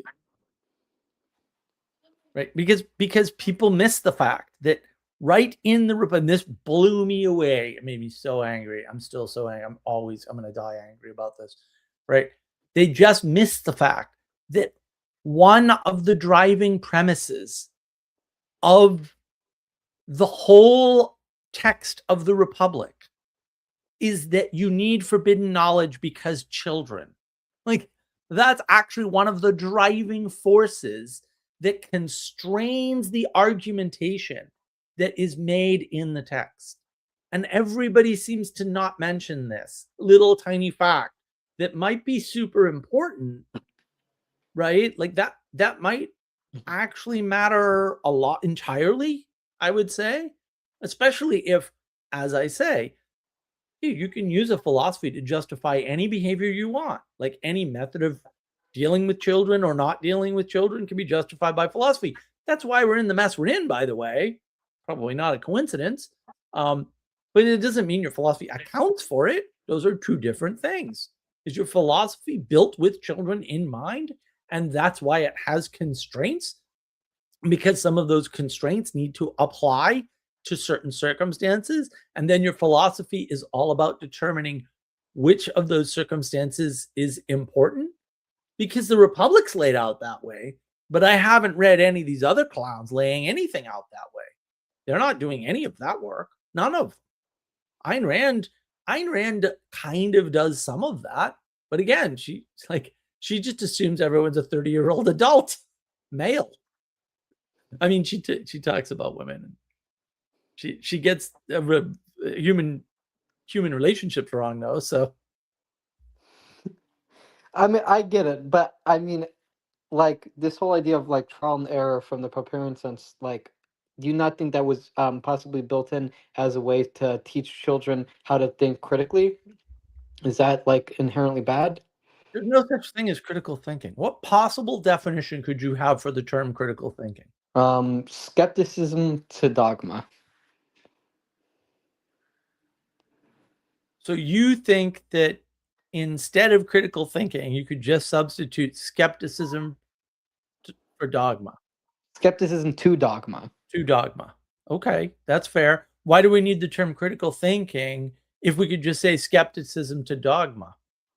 I mean, it's one fewer word. Okay, materialist. Skepticism's evil, though, especially when you do it because you're dumb. Like, because one way to talk about dogma is these are lessons handed down from the past distributed cognition for you, like for your benefit. So if you're going to be skeptical towards the past lessons that your ancestors learned, you're going to have a bad day. That's part of the problem. And that's why this has happened. This skeptical cynicism, which of course I have a video on, is the thing that destroys the world. We could argue about the mechanism. The primary mechanism, I would argue, is the postmodern justification for this skepticism, but it's also destroying the world. And no, you don't want to teach children to question everything because children can't. They're children. Like, that is the defining feature of a child, I would argue. I don't care if you're 40 years old. If you're not in a position where you can question something or certain types of things, you're still a child. Okay. And that's kind of the part of the point of Forrest Gump, ironically enough. Okay, yeah. So I guess we need to get rid of the Heideggerian textbooks and just if we, in fact, we don't even. I guess we don't even at that point. I guess we don't even really need Aristotle and Plato, right? We could just, or we could teach Aristotle and Plato in school, but Some people don't need Aristotle and Plato. In fact, most of them don't, because most people cannot understand the world that way and shouldn't be forced to. okay. Like, not everybody should go to college, Kirk. Like, I don't know what to tell you. Well, do you think I'm dumb, or when you say you're dumb, are you referring to the royal you? It doesn't matter. Like, look, with respect to almost everything that we're aware of in the world, every way of being, every culture, every object, every relationship, every industry, you're a complete moron. Almost everything that's true for. And it's everybody.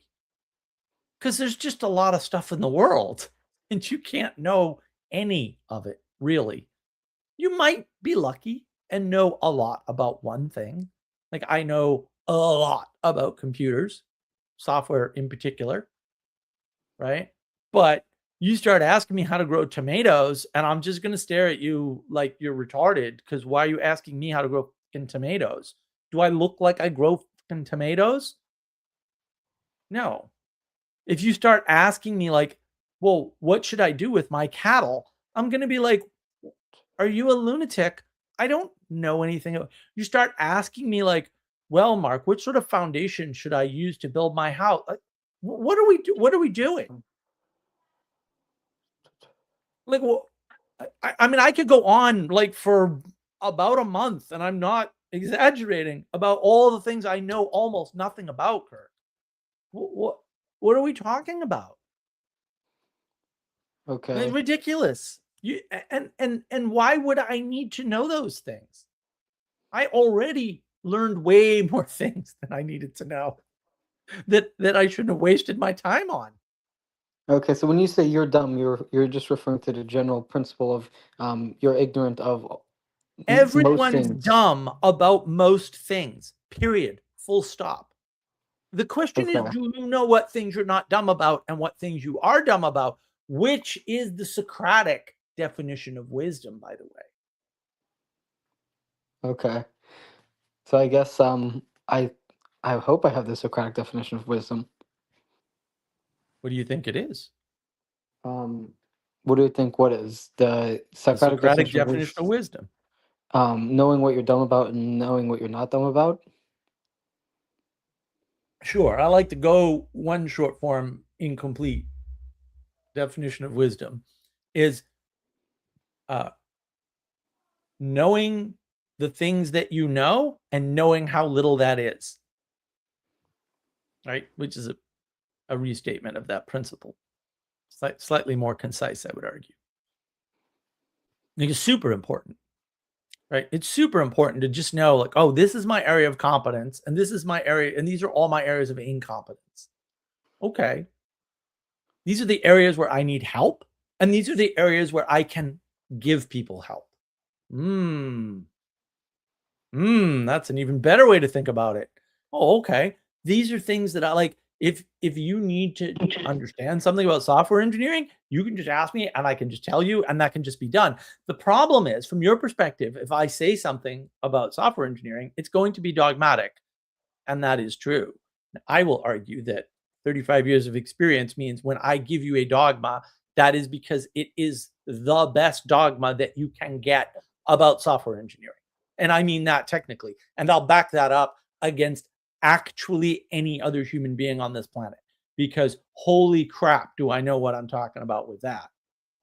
So much direct and indirect experience, so many software projects, so many teams. Now, will it be true 100% of the time in all cases? No, of course not, because nothing is. So that's a stupid measure. But also, you got to start somewhere. Well, the place you start is always the dogma, always. So if you're going to be skeptical towards dogma, you're just going to be in domicile because you're not going to know where to start anything ever, or you're going to lie about it to yourself, at least unconsciously, and say, well, I'm not being dogmatic. I ginned up a starting point from my own skeptical head using nothing, which of course is impossible because skepticism cannot give you a starting point because of the nature of what skepticism is. So that ain't a plus. Yeah. I mean, that's part of the reason why I don't like the mantra of just think for yourself without understanding that thinking for yourself without relying on trusting others is impossible. Right. Right. And so if you only needed to take away one thing from this world, figuring out which things are inherently impossible as stated would be a good one thing, because then you could at least avoid listening to morons all the time, which is hard to avoid because holy cats, the internet is just like a moron creation machine. And that's because people get caught up. People refer to things like this, not necessarily this, but things like this as things like audience capture, which is about the dumbest statement of all time. People get caught up. Well, I understand computer science, so I'll write a book on philosophy. Not a hypothetical. I have it. It's on the shelf. And I'll use a bunch of computer science principles, apply them to philosophy, and then make up a fantasy story for 2/3 of the book. Like, you're out of your depth, kid. Like, you're not a philosopher. You didn't take philosophy. You took computer science. Pick one. You're not competent in that. Why are you writing a book in something you're not competent in? Oh, yeah, I mean, it's a big, but that happens everywhere. And then people are like, well, I'm really good at psychology, so I guess I'll tackle politics and start the ARC conference. I'm like, I mean, I love Dr. Peterson, but my goodness, man, what are you thinking? You don't understand politics. Brett Weinstein talked about politics. Every time Brett Weinstein talked about politics, I think I actually lose brain cells. They just pop out of it. He does not understand anything about anything remotely related to politics. He makes the dumbest statements. Like, it's unbelievable how devoid of information and understanding his statements are on politics. And I don't even understand how he doesn't notice. It's not that they do it. It's not that they do it publicly. It's that they do it publicly and no one tells them and they don't notice. And I'm like, wow, how many errors are we going to stack here? Right. And that's the problem, is that you meet with success on the internet and you think you'll be successful at other things that you definitely aren't an expert at. And so you keep going into these other realms. And so basically you get to the point where pretty much everybody with a YouTube channel is eventually just talking about stuff they know nothing about. And so they went from being smart to being morons. And that's the problem. So you need to discern who are the morons, who are the people that are telling you impossible things that therefore you should not continue to listen to, at least about that subject. Now, if Joe Rogan has his buddies on from, UFC land, yeah, you should freaking listen to him. Whatever he says about UFC, the odds that he's right are fairly high. Go with it. Right? When he has physicists on, you shouldn't listen to anything any of those people say because you have no context. There's no pushback. And who knows if they're right or wrong? Now, if you know that physicist and you want to hear more about what he says, you have other reasons to believe he's smart, and you listen to Joe Rogan when that physicist is on. Every time Peterson was on Rogan, I listened. Why? Because I like Peterson. I wasn't listening necessarily for Rogan. There's nothing wrong with Rogan, but these people are out of their depth, and is most of Rogan's material UFC based? Because last time I looked, it was. Like, fair enough. That's the thing he knows the most about, probably, right? So good for him. That in comedy, like when he's talking about those two subjects, that's your guy. Listen to whatever he says, whatever dogma spews out of his mouth, buy it. Buy two. Absolutely. Yeah. Well, so first of all, if it's not too much asked, do you know what the name of the book is about the computer science thing? Yeah, it's let me grab it. It's called The Wisdom of Hypatia. Here's the book. Yep. Okay, I'll check that out. Bruce McLennan. Okay. It was recommended by Dr. John Vervaeke in the latter half of his meditation series when he very kindly extended the meditation series for us. And the first third of it is great, and the last 2/3 is garbage. Christopher, hello. Good to see you, sir. Yeah.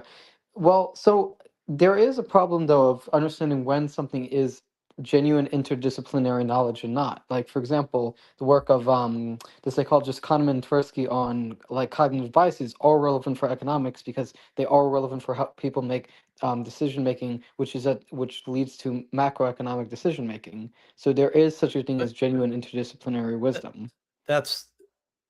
Well, I wouldn't call it wisdom. I would say, Okay. yeah, the disciplines cross, no kidding.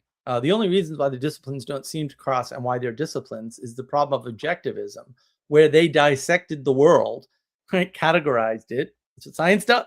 To be fair, that is the purpose of science. That is actually correct science. We're going to categorize things, right? And now they're knitting them back together. And that's very, very tricky to do. And that's a problem. And I like Kahneman and Tversky. I like Thinking Fast and Thinking Slow, although you only need to read the first half of the book. After that, it just gets repetitive and boring, right?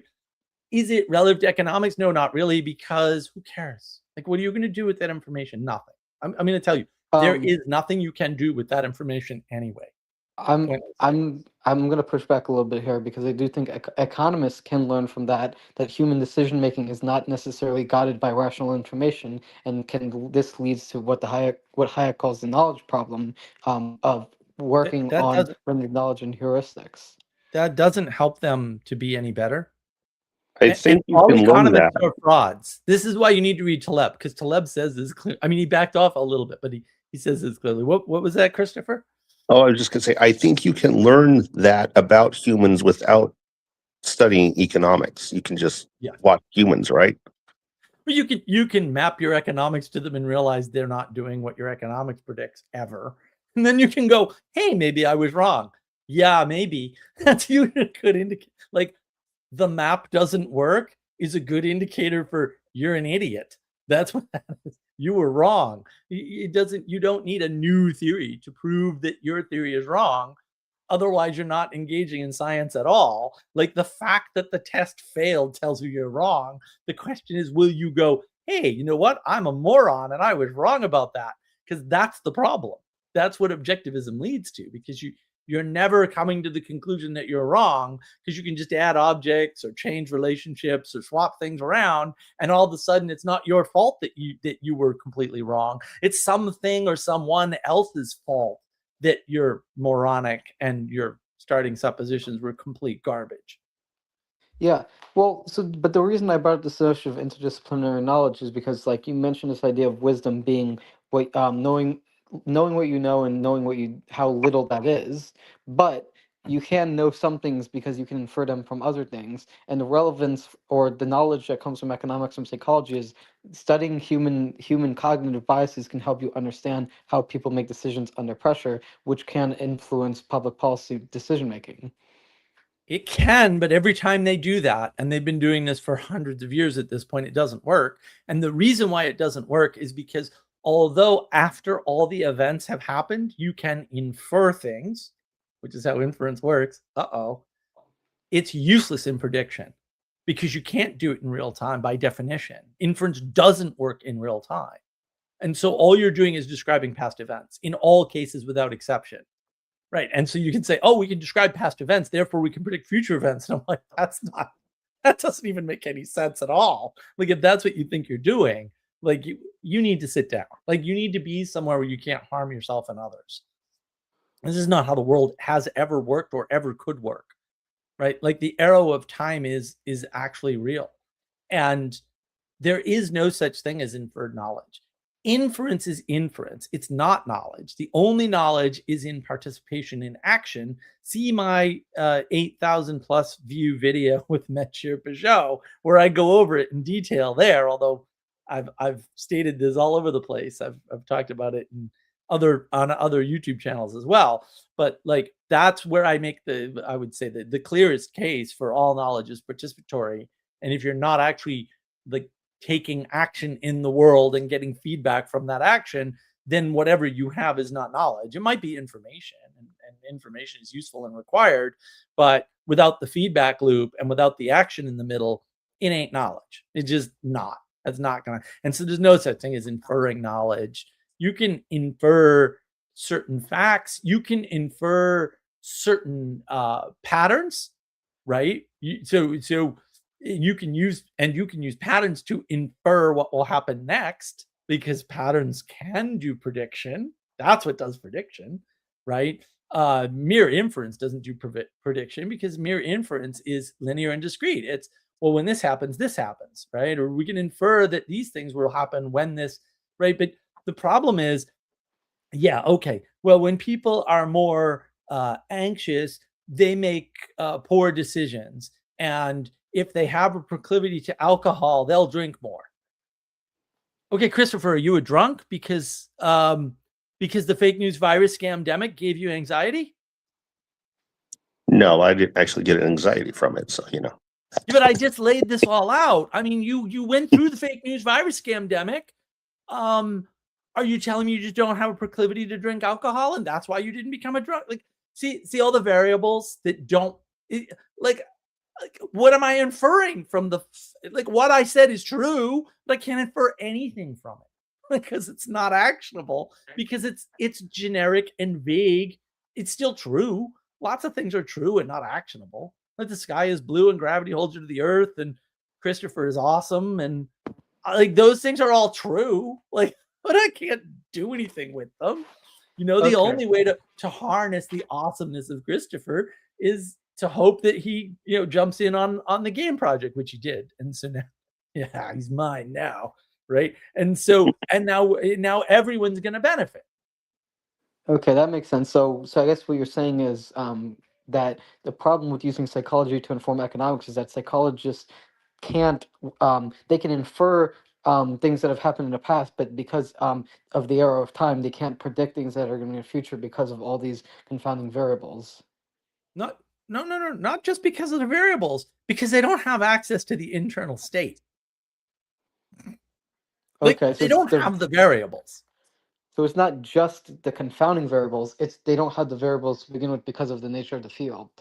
That's right. You don't have access to the variables.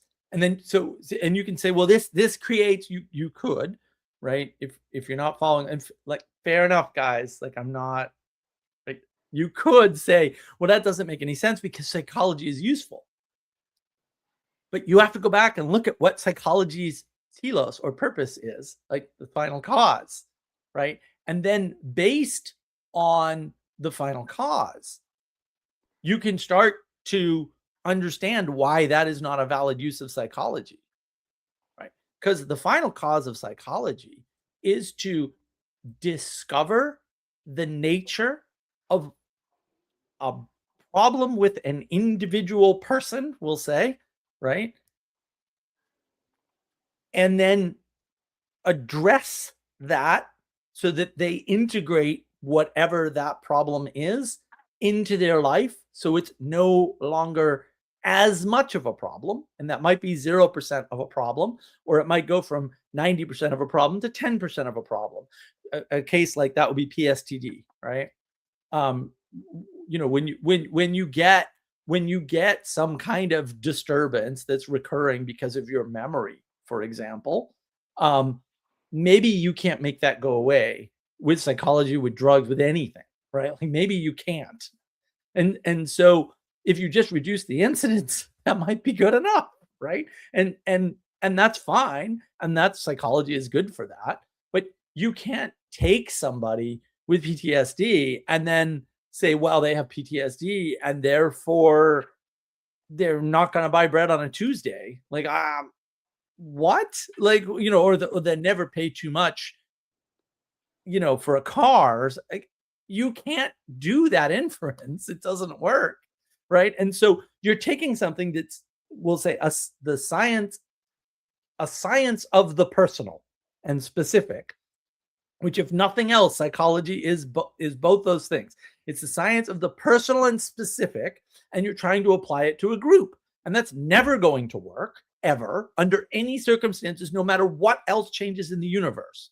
So don't do that, because that's kind of dumb, right? And like, I understand that they want that to be the way the world works because they think, and they're wrong about this too, that they're good at science. They're not very good at science. Most scientists are retarded, and because we let retarded people into the universities, and now we just have a bunch of stupid people, like, doing science, and now it's a mess. I mean, there's a replication crisis because you let a bunch of lazy people into your discipline en masse. You flooded the universities with bad researchers, and you never had time to catch up to the fact that they were bad researchers because there were so many of them. You couldn't sit and replicate all their papers. And as a way to shortcut everybody and make them feel good, you said, look, if you publish a paper, you're a scientist. It's like, publishing a paper doesn't do anything. Like, you haven't met the bar of science until it's been reproduced. So the first person past the poll's not a scientist. The science has to be confirmed by somebody who's not you, and then it's science. But because they wouldn't stick to that definition, like, well, Karl Popper's really, whatever, I don't care. Like, you don't have a stable, reliable, consistent definition. Screw you. I'm not listening to you. You got to use a system to have the stable, reliable definition, or I'm not listening to you because you don't have a thing.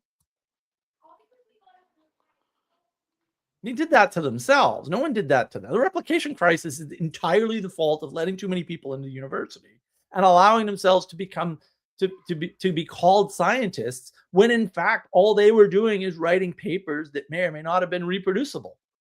Anyone can do that. I've written a lot of papers, although I would argue every single one of mine is reproducible, but that's a harder argument to make, and I'm not about to trot out all the stuff I've ever written, because my goodness, we would be here for a month for sure. Yeah, I guess what you're saying is true. I guess it just depends on the discipline, though. Like, I don't think all disciplines have. I mean, I could be wrong about this, but I'm pretty sure the physical sciences tend to be less likely to have a reproducibility crisis, at least from what I've heard. Yeah, but you know what? It's only slightly less, so you go from 90 to 80% or something. And this is the problem. Like, there was a famous guy not too long ago. He get, and he's not the only one. It happens all the time. In physics, was doing physics, and he got caught just reusing the same freaking images over and over again because he never ran any of the experiments, and it took everybody like 5 or 10 years to notice. I'm like, so you guys didn't even read his paper, but you cited it. Like, what do we do? And no one reproduced it, obviously, because it wasn't reproducible because he didn't do it. Like, it never happened. It was a fantasy. I was like, well, and that was physics. So they do this game where they're like, well, my science is better than these other sciences, and so it didn't have that. You all had the problem. You're just lying about it because you're a bunch of scumbags. You're low morality people. I'm sorry, but also, like, what am I supposed to do? Like, the evidence is here, guys. Like, you did the bad thing, and you still defend the bad behavior instead of just owning up to the fact that the bad thing happened. We can't even admit the bad thing happened. We have to say, well, it happened less in the physical sciences. Yeah, slightly less. Who cares? It happened less. Oh, this guy only killed 4 people. He didn't kill 8 people, so he's not really a serial killer. Like, what are we talking about? This is garbage nonsense. I mean, fair enough, but we need, in our distributed cognition, we need to rely on some people for information related to the natural universe. And No, the we don't. question is, We never did before. Why do we need that now? Like when did this requirement ever happen?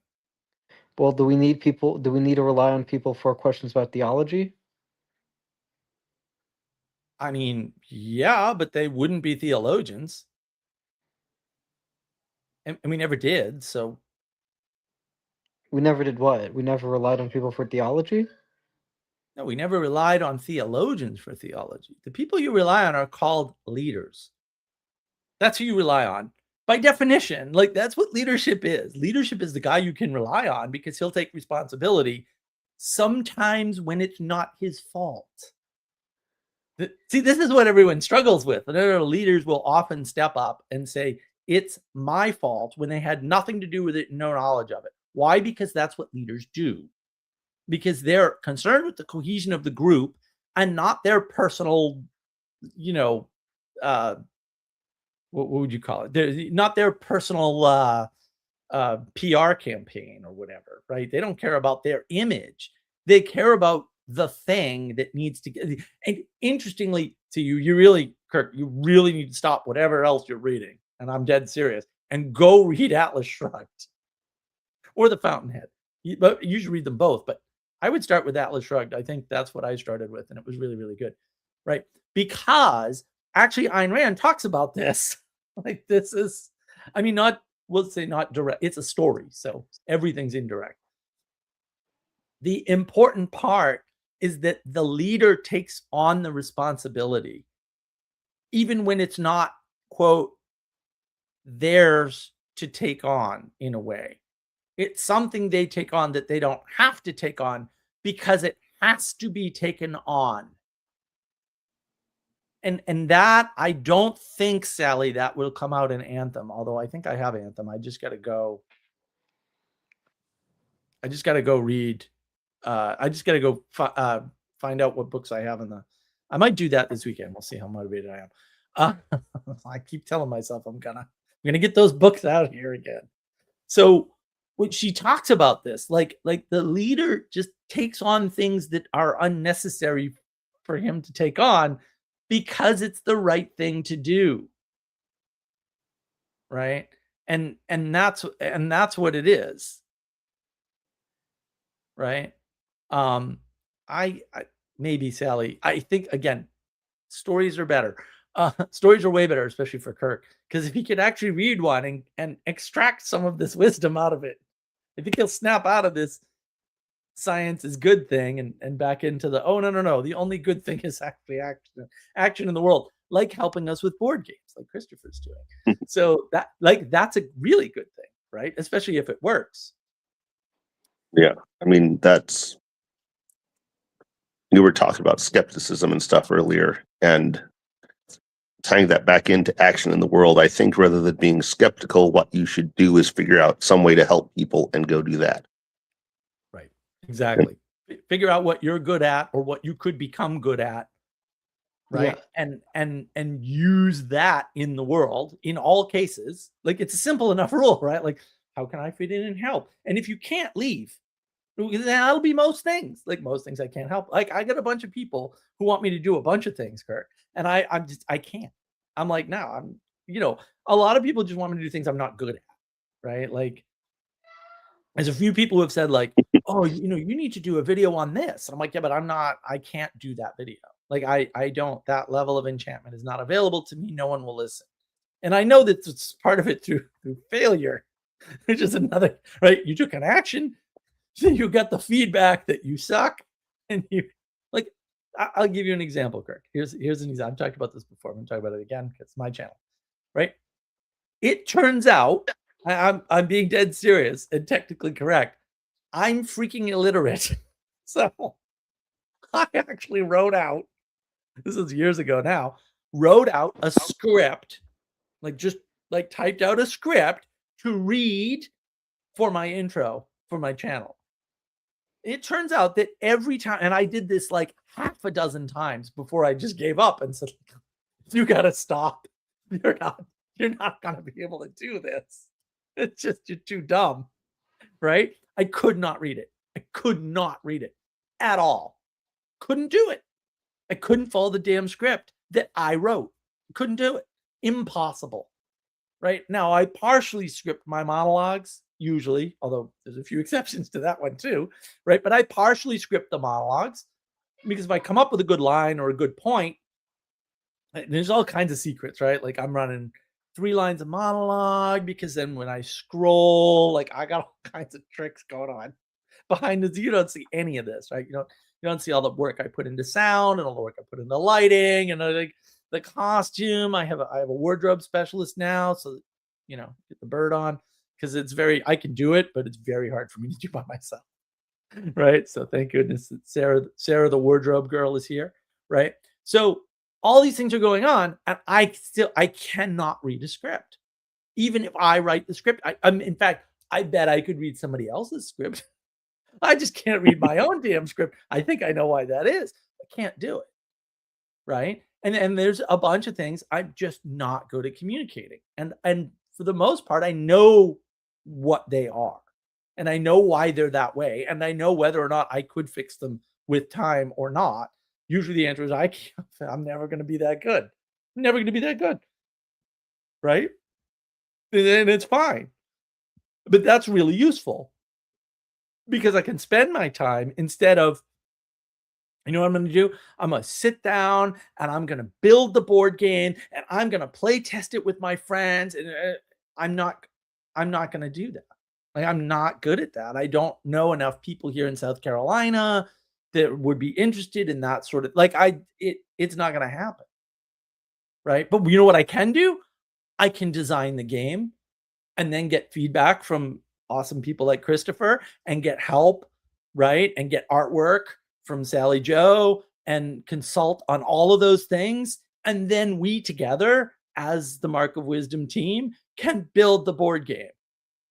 Like I can do that because that's what we're doing, right? I can't edit my own book because that would be dumb, which you can buy, by the way, because we have them now. I can't do that, right? But when Castle comes along and Castle says, I'll edit your book, I'm like, oh, then I can write a book. That's fantastic. I couldn't write a book without Castle. It's not possible. I mean, maybe I could substitute Castle for somebody else, but ain't no one come along. Right. And I actually don't think I could substitute Castle or anyone else because Castle and Christopher in particular understand the work really well. And so does Ethan. I wish Ethan were around. He's busy buying a house and I think he's having another baby. Like, what are these people doing, Christopher? It's insane.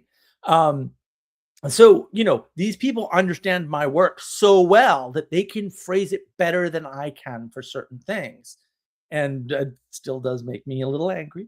It's my stuff. What do you do? But also it's great. Like, I love it. It's like mission accomplished. Like, if I do nothing else, mission's already accomplished. Everything else is bonus. Right. And so I fit myself in where I fit in. And I use whatever natural leadership thing that I have going on that I've still never understood quite well to do that. Right. And so, and I take on all kinds of responsibilities that really have nothing to do with me, but someone's got to take on the damn responsibility. And that's what leaders do. Right. And then leaders are the ones that should be listening to Eric Weinstein's grand unified theory of whatever garbage he's spewing out this week because he doesn't know physics or math very well at the end of the day. Right. And say, this guy is full of it.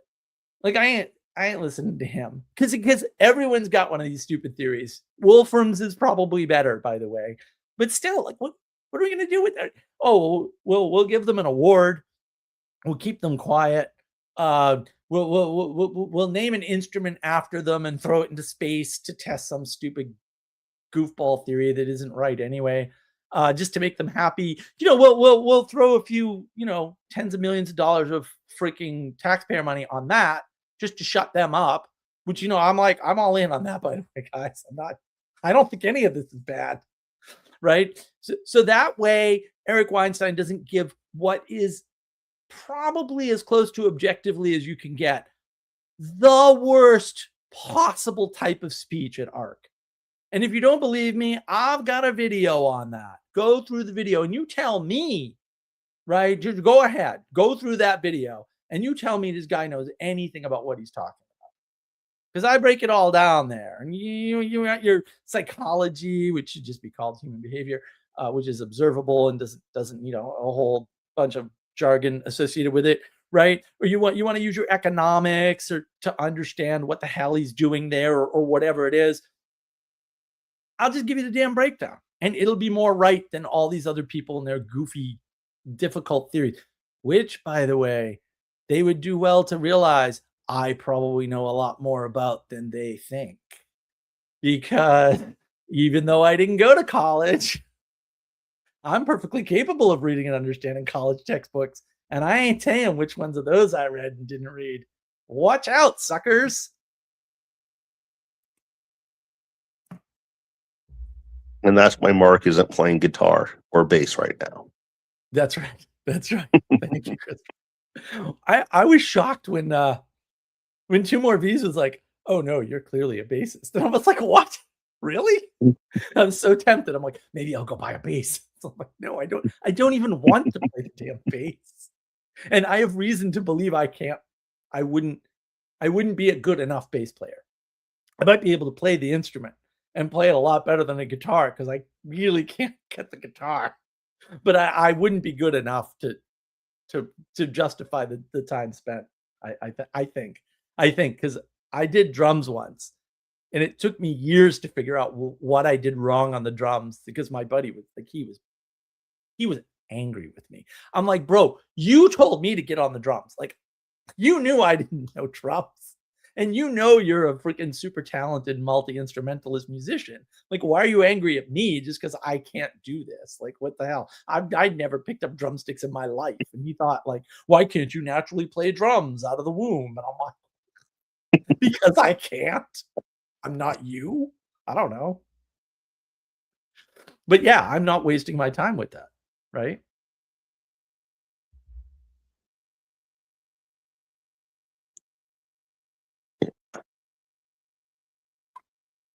What are you wasting your time with, Christopher? What? What are you wasting your time with? Oh, I don't know. I'm probably going to get the next playtest of the game set up tonight. So awesome. Oh, I can't wait. That's going to be so much fun. That's going to be fun. That should be fun. Yeah. Did you look at the card game playtest online stuff we had, or? No, not recently anyway. I think I saw something about that. I looked at something on those a few weeks ago, I think, but not recently. I have a link because Gustav's wanted to do, use the virtual cards as card games. And it occurred to me that I could have the AI build the damn thing and actually playtest it online. And I was like, why not? And then it worked. And I was like, what the hell? It did it in 20 minutes. I'm like, oh, that's pretty good.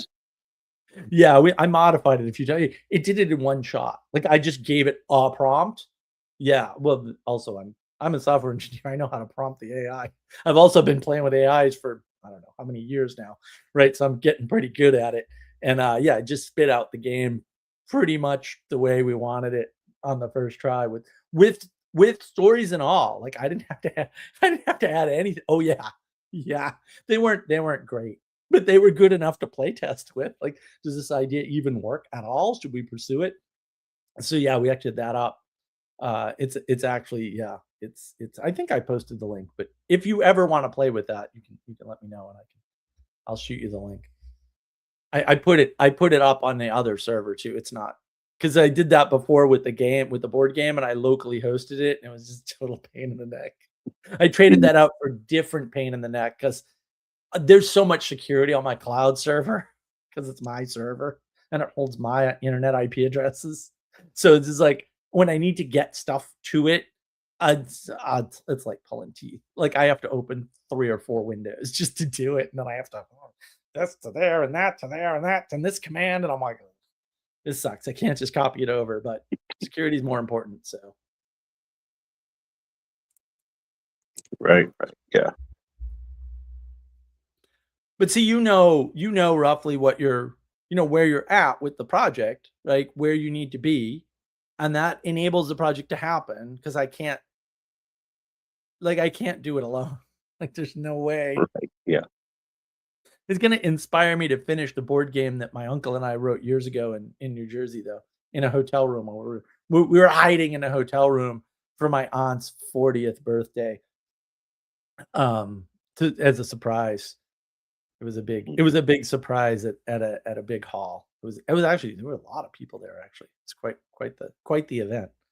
But yeah, we designed a whole board game because we were very much into Monopoly and Easy Money, and Easy Money is the greatest game of all time in terms of money board games. So everybody should play that. Although Sally tells me you can't buy it anymore. I got to get all my board games out of the shed too, because I have a ton. I probably have a dozen board games at least.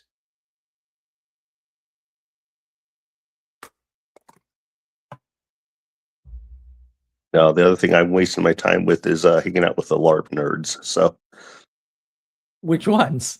LARP nerds. There's a group of the one I'm involved with is called Amped Guard, which is all over America and somewhat international. But are they doing Renaissance style LARPing? Are they more SEA or? It's foam combat LARP. Yeah. So you run around, hit each other with foam sticks, and there's various foam rules. SEA. Yeah. Well, some of the LARPers just do like Renaissance stuff, and they're less focused on combat and more focused on right. We're very focused on foam bat tag, basically. With swords? Well, yeah. Excellent. Not actual swords, but you have a stick with foam on it, and you try to tag the other person with it, basically. Yeah. And then you have a bunch of people trying to do that at the same time. And yeah, they did that years and years ago at Arisia. They had a room for LARPing, and they all had foam swords and painted up, and they looked really fancy. And yeah, it was pretty wild. They wanted me to do it. I'm like, guys, I don't have the equipment, and I would also kick all your asses because I actually know weapons. But so you wouldn't be happy. I'd be thrilled. You wouldn't be happy. Yeah, it's like when I took karate, right? So like they did this knife move thing, and the guy who was much better, much better. I think he was a belt up from me anyway, but he was much better at the moves than I was. And then when I got the knife, he couldn't stop me. It's like, no, I know how to use a knife, buddy. Yeah, I sliced him every time. He was pissed. I'm like, sorry, dude. Plus, I'm quick, so if you just have somebody faster than you, you can have all the good moves in the world, and it's not gonna help. I would be highly amused if you showed up to a LARP thing and just beat everybody. That would be. I would enjoy that, even if nobody else did. But I don't know if I'm still that quick, and I get tired fast. Maybe, yeah. When I did the paintball, because I've done paintball twice,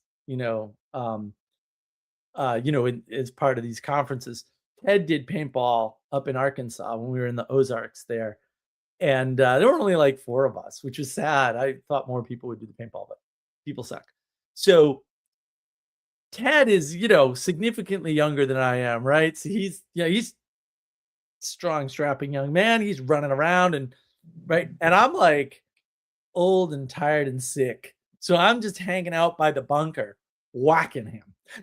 At some point he comes to the conclusion. He says, wait a minute, I'm doing all the running around. I'm like, I hardly moved. I went from this bunker to that bunker with 3 feet in between, right? Didn't get hit because I'm still pretty quick. I'm still slightly quicker than average person, right? I didn't even get hit. And then and I'm all strategic. Like I was always this strategy guy. So I just sat back and used these strategies to keep him pinned down. And then by the time he get up to the barrier, he'd been hit like a bunch of times. You're not gonna win. And he's like, I should have done that. And I'm like, yeah, you should have. You should have drawn me out instead of coming out yourself.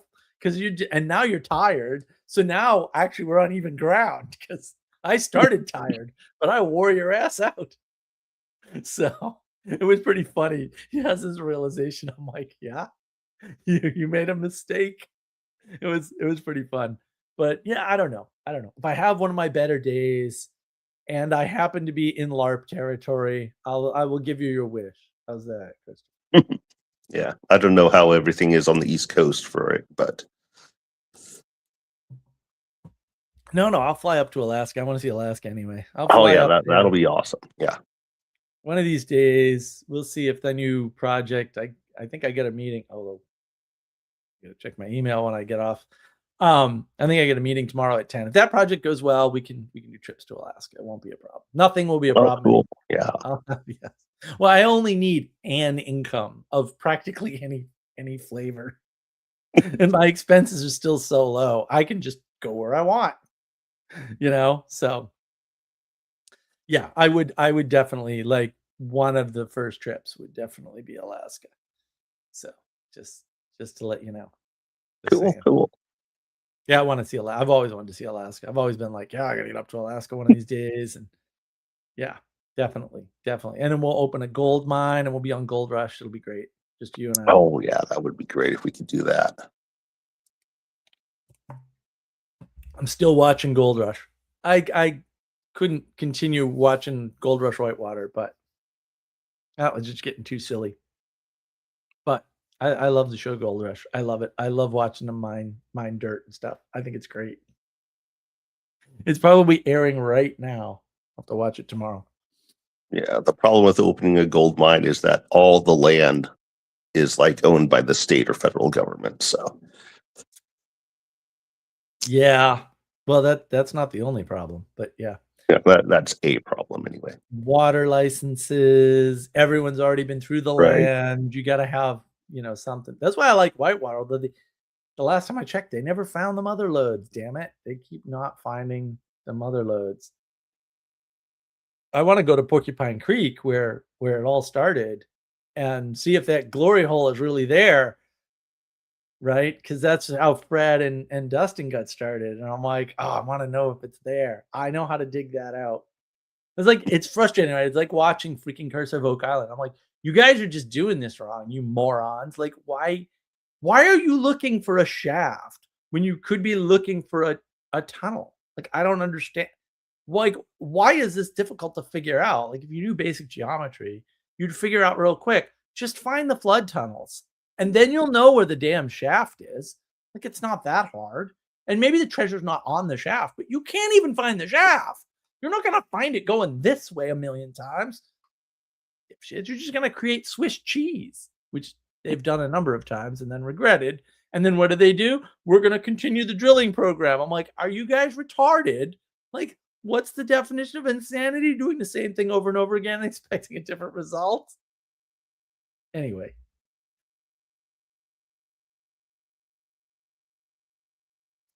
Yes, Jan God, if you're a perverted psychopath that's watched too much porn, I suppose it's a great line. Also, it's a technical term, which,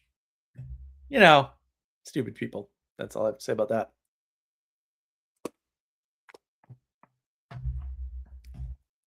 So what else is going on, Christopher? How's the fam? Well, we're doing good. Everybody's healthy right now, so That's good. That's good. Are you I assume you're not going to do Symbolic World 2. You're going to wait for Father no, Eric, I'm not. Fargo, Oh yeah, whatever. if I'm going into anything, I'd go to Father Eric's thing when he decides to do that. If I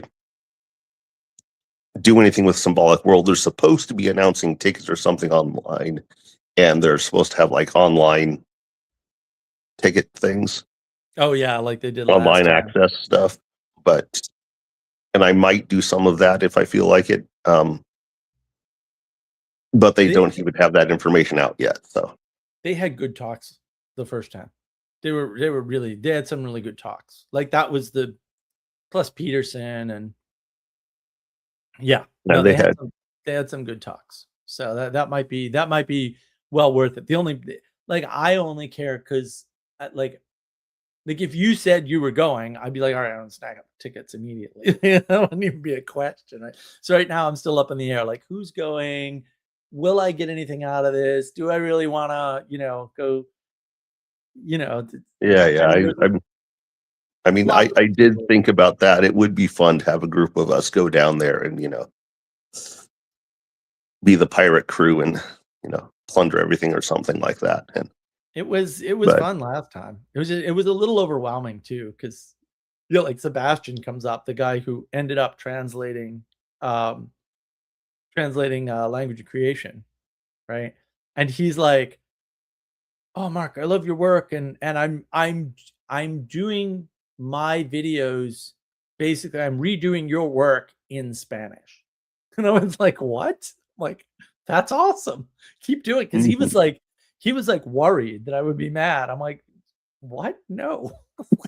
Spread it to the world in your own words. Thank you. This is my only goal. My goal wasn't to do the magic. I know there's way limitations. Plus, I'm freaking shadow banning bullshit that's going on YouTube right now is pissing me. Oh, that mature Peugeot video. I mean, it's still cranking. It's still double digits. But like, man, that pissed someone off, and boy, did they freaking shadow ban the channel. Whoa. I saw it immediately. I'm like, what the hell happened here? Oh yeah, it absolutely devastated. The live streams were already down. Devastated the live streams. Destroyed the Rumble completely. Like Rumble used to do much better. Like I don't know who's doing what. My Twitter, zero engagement on Twitter now. I'm like, what the hell? So I pissed someone off with that one.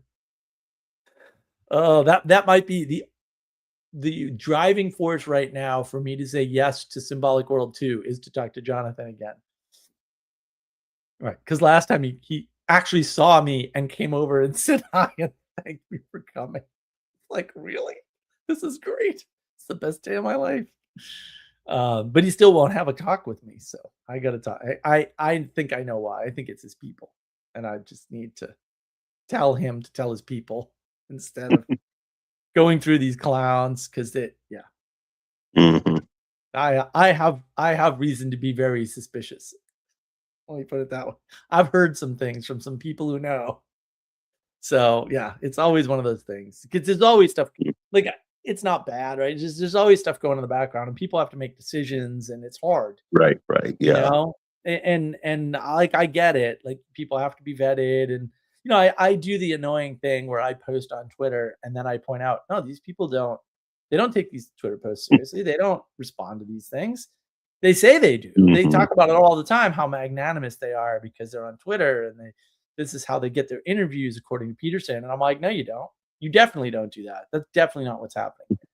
It may be part of the process, but that's not what's happening. There's people that have talked to you or mentioned something on Twitter who are like really, really good. And then when they do, it's like freaking Vervaeke grabs Digital Gnosis, Nathan Orman, who's a moron who knows nothing and never engaged with the work. And then they have like the worst possible conversation of all time where it's just basically Nathan Orman looking like a moron because he didn't read a single Vervaeke paper.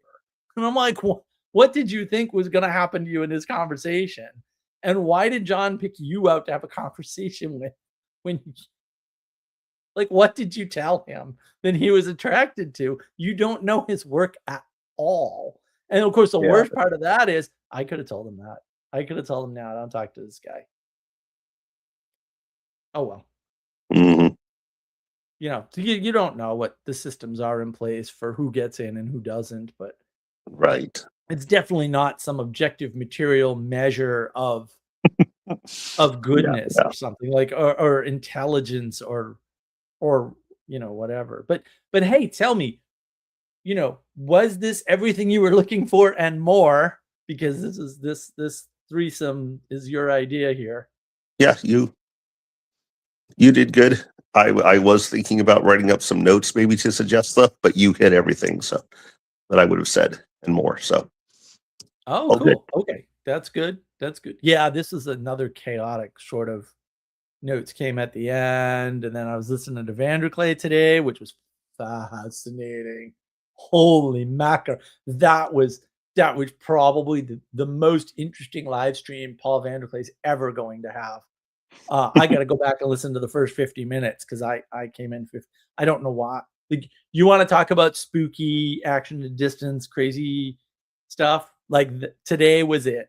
Like me clicking onto that when I did and hearing what I heard, I was just like, how is this even possible that this coincidence could be true? Like, this is nuts.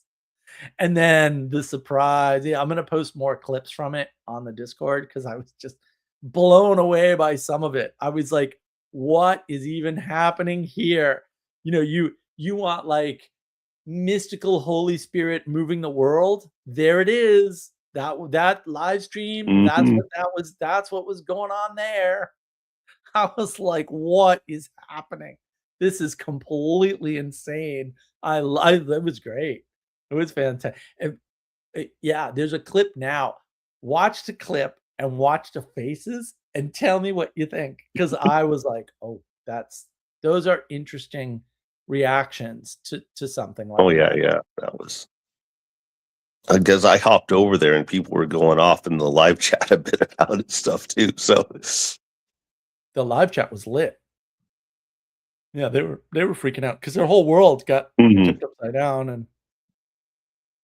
And the thing was, Mark D. Parker amazingly made what is possibly the perfect argument against Protestants for Catholicism. Right. Yeah.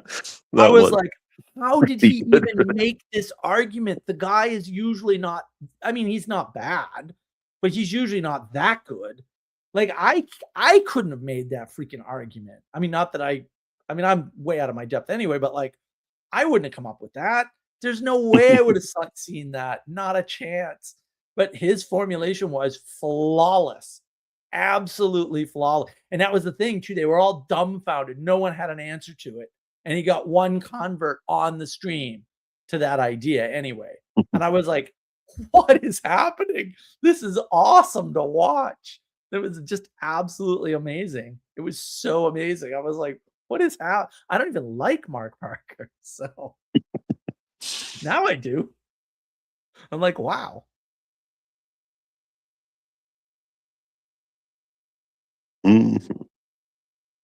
Okay. I am going to, I think, jump off here and go back doing other stuff. All right. It's always good to talk to you. I'll see you all later. Have a great night. And yeah, your other two are coming in the next 2 weeks. Awesome. So yeah, Christopher again was responsible for this topic and then the following two topics. He insists, and you know, people should comment if they agree or disagree for that matter. He insists that these triplets that I do are worth doing more of. And if that's true, you know, I'll try to do more. There's plenty. I do most of my stuff in threes anyway. So if I'm not doing, you know, topical things, which is usually I'm doing topical things because this is a live stream, but I'm happy to fit all the topical things into one of these formulas because it's actually pretty easy to do. I was going through there's another thing that Christopher wants me to do with the slides. So I was going through all my old slides and I'm like, man, this is so cool. These old slides are awesome. Look at all these nice triangles. It was really funny. We had a whole year and a half of nothing but triangles. Everything was done in threes. Yeah. Well, if it's okay to change topics a little bit, Mark. Sure. One thing that I was meaning to ask you about was your view of psychology. Specifically, I find it interesting that you are critical of psychology for not being able to predict things, when I've also heard you express support for the ideas of B.F. Skinner, when I thought his whole idea of psychology is that you could predict human behavior. I don't think that. So the stuff I engage with B.F. Skinner he's a giant in psychology. Like, absolutely. Like, when it comes to understanding human behavior, B.F. Skinner has a lot of very useful things. Also, his theories are not strictly psychological. By my definition, in that he does group work, right? He's talking about groups. So my contention, and you know, people can think this is wrong. I really don't care. It's my live stream. It's my opinions. It's my system. If you don't like the system, that's fine. I'm going to insist it's way better. because it is for sure. And people that get into it find it way better. If you're dealing with groups, you're in sociology. You're not in psychology, because psychology is about single persons, and sociology is about groups, right? And so, if you think of him as an early sociologist that uses psychological principles but upgrades them to groups, then yes. Either way, he's a monster, I would say, like an absolute monster. Like, but the problem is his main thesis, the one he was most proud of, that he tried to make work several times in several settings with several experiments and many people who came after him, is just wrong, right? Which is the positive feedback nonsense, where he says if you give people positive only feedback, they'll get along and there'll be no fighting and war and conflict and all that nonsense. And you can just look at his experiments on that. And even his son tried an experiment called Walden 2, because Walden failed. And Walden 2 also failed for what I would say are very predictable reasons, which goes back to my original point of his ability to predict what was going to happen, because the mechanisms that he's mostly right about don't work that way, is amazing. Like, this positive only feedback nonsense is clearly anti-evolution. Like, if positive feedback works, evolution and all the observations and inferences from evolution have to be wrong. They have to be wrong. There's no other. But I believe that the observation of evolution is true, right? And therefore, the important signals are the negative ones. And because there aren't only negative and positive signals in the world, because most things are actually neutral, the positive signals actually don't matter.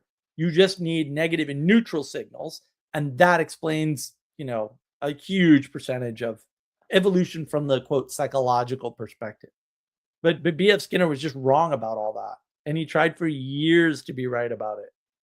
So the predictive power is still zero. Yeah, I agree with that, but that's exactly why I was confused. Like, you're calling him evil, you're saying his main theory about positive feedback was wrong, and yet, like, I thought you were a fan of him, so I could have just been mistaken about your position. I am a fan of him. He's just wrong about that. You got to understand, he did a lot, right? It would be like reducing Carl Jung down to something like synchronicity. I was like, well, that's one tiny concept that Carl Jung talked about, but or Freud down to repressed sexual desire or something, which people do all the time, right? But like Freud's work, I mean, Peterson alludes to this, right? Freud's work is unbelievable, and we just take most of what he said for granted now, right? It's just built into the discipline. Right, that's the problem. It's the same with Jung. A lot of Jung stuff is built into the discipline, and so you don't even know where it came. You don't know it came from Freud and Jung. They were the first. You have no idea, because you grew up with it and it was taken for granted. And then the only Peterson actually talked about this. The only samples you have for Freud are things that people disagree with him about, that many of which he's wrong about. Like, okay, but like, you do 12 things, 2 of them are going to be wrong. Like, I don't know what to tell you. It's statistics. At some level, it's just the math. And maybe that's not universally true, but it's close enough to universally true that that's the way it is. There's very few people that like get everything right all the time. There's not no people that do that, but probably you're never going to meet one. So I wouldn't worry too much about it. And so the problem is, you're dealing with people who did a lot. B.F. Skinner did a lot.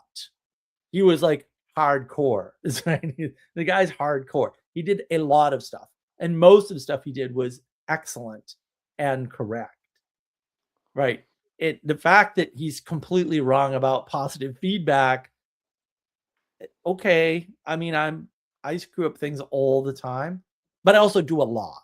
Right. So, Yeah, well, I was also referring to the fact you called him evil. well, I mean, what's your impact in the world?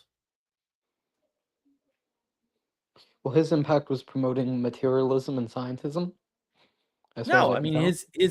his impact was forwarding a bunch of theories that people are using for prediction that can't predict anything at all. Was that Well, good? Doesn't sound good to me. well, yeah, the theories that can't predict things. In psychology, you're right, but I'm saying part of that goes to his materialist and scientific presuppositions.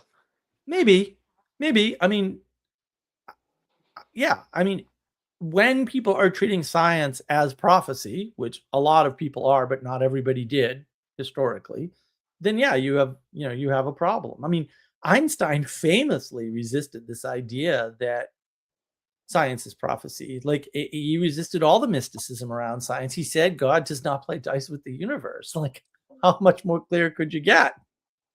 Right? And he said other things that were, we'll say, equally or almost equally clear, but also like he was pretty explicit. Like, no, you can't use this tool this way. And if he was a great scientist and he said that, what does that say about your science? Because he's kind of refuting your thesis about science, and fair enough, it should be refuted as wrong.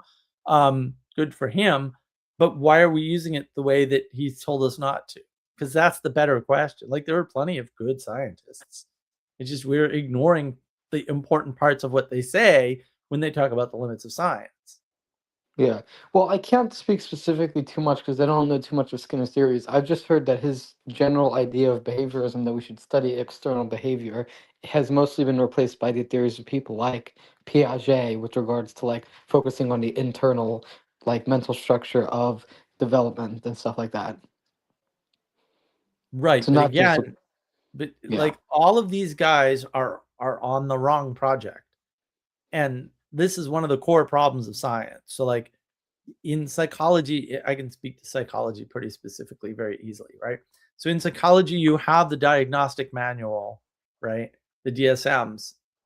There's like 5 or 6 of them or something. The DSM-3 is the most correct, and I don't think they're going to get it any closer. 4 and 5 are garbage, and they're trash, and they should be burned, like all the copies immediately. Like it's complete garbage. And as much as I hate psychology, the DSM-3 is very useful. Like that is a useful text to do, we'll say, personal work with a single person who has a particular set of problems that can be identified by the DSM-3. If they can't be identified by the DSM-3, my argument would be don't try to psychology them. Like just know your limits and get out, right? Which is like science never considers that possibility. It always thinks like, well, with science, we can solve anything. I was like, that's garbage. We know that's not true. They still don't know how bumblebees fly. Like, what are you talking about? Right? Like, this, like what are we talking about?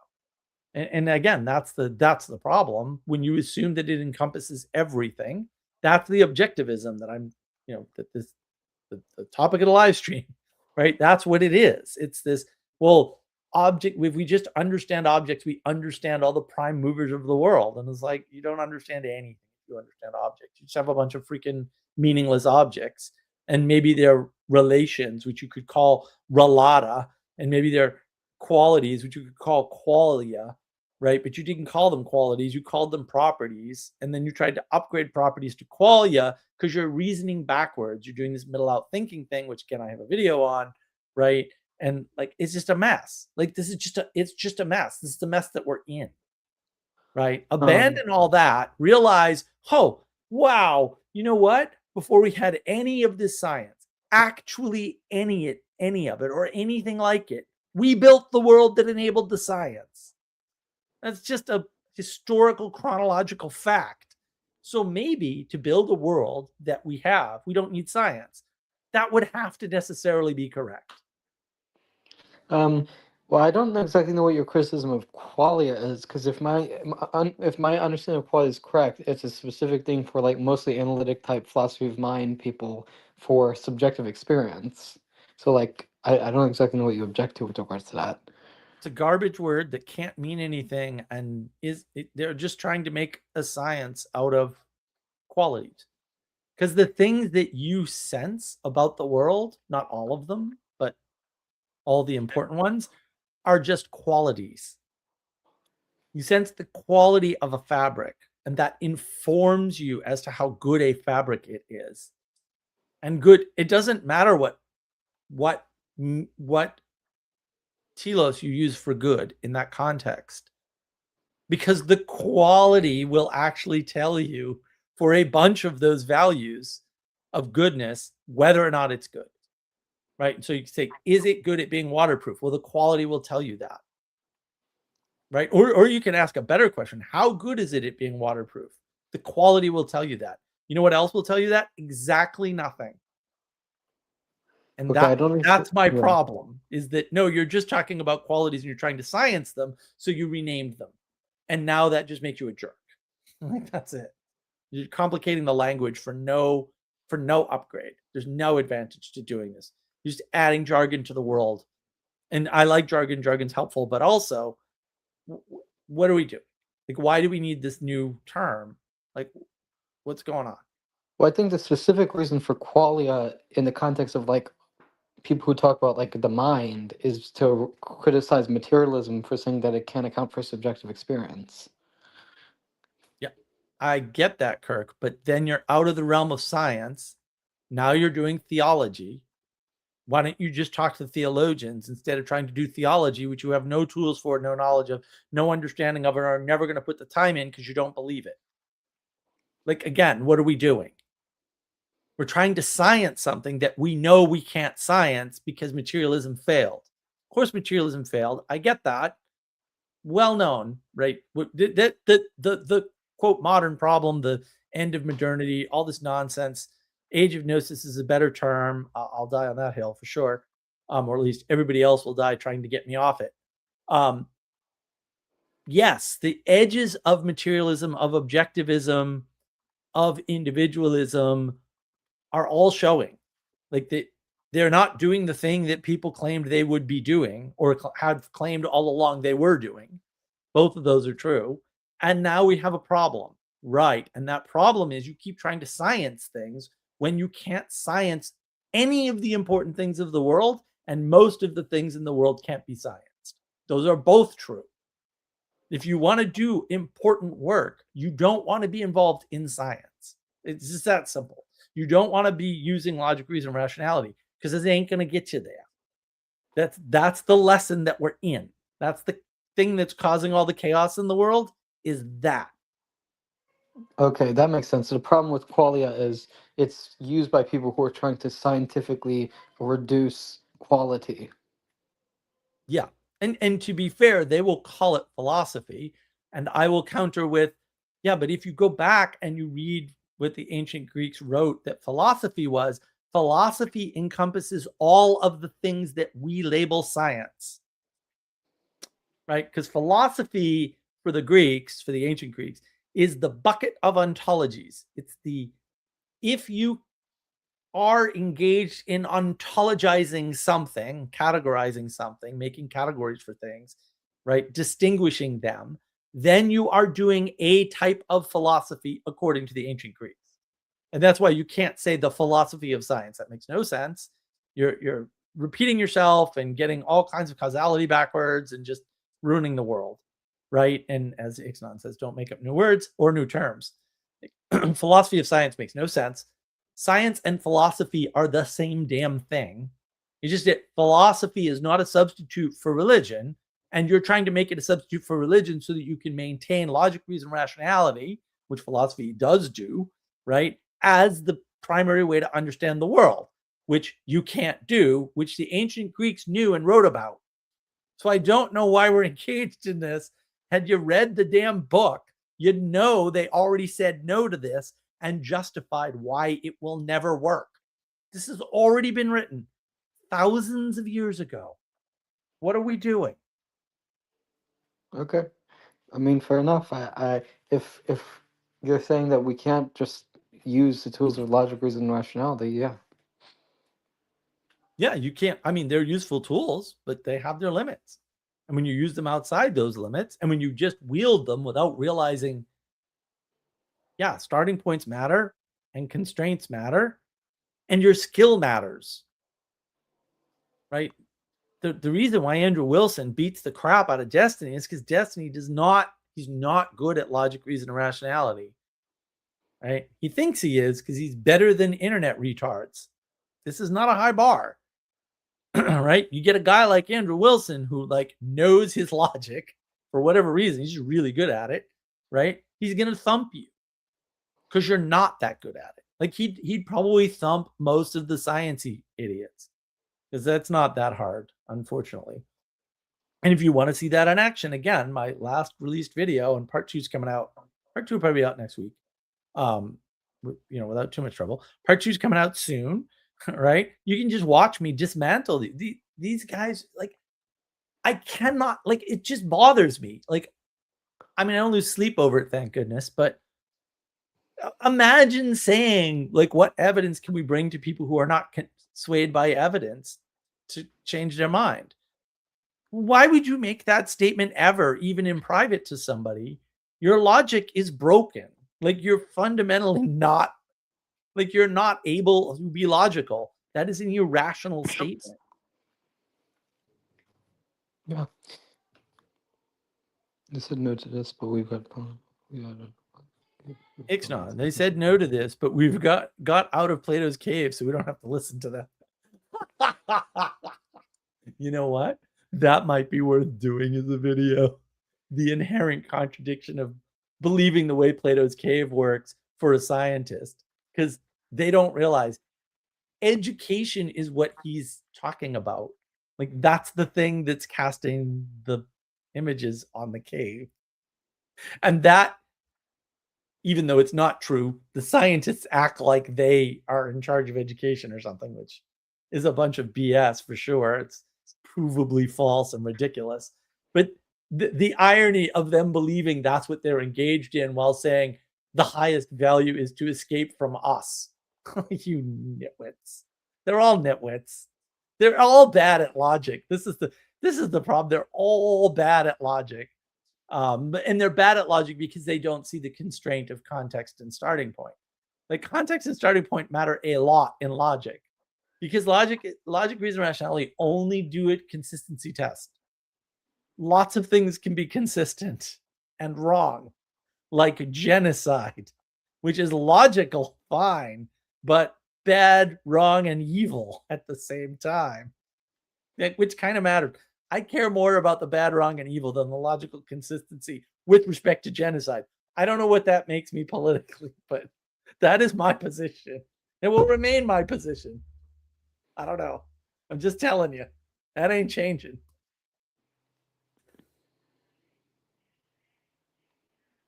That's why people say Hitler was not wrong, because technically that is true.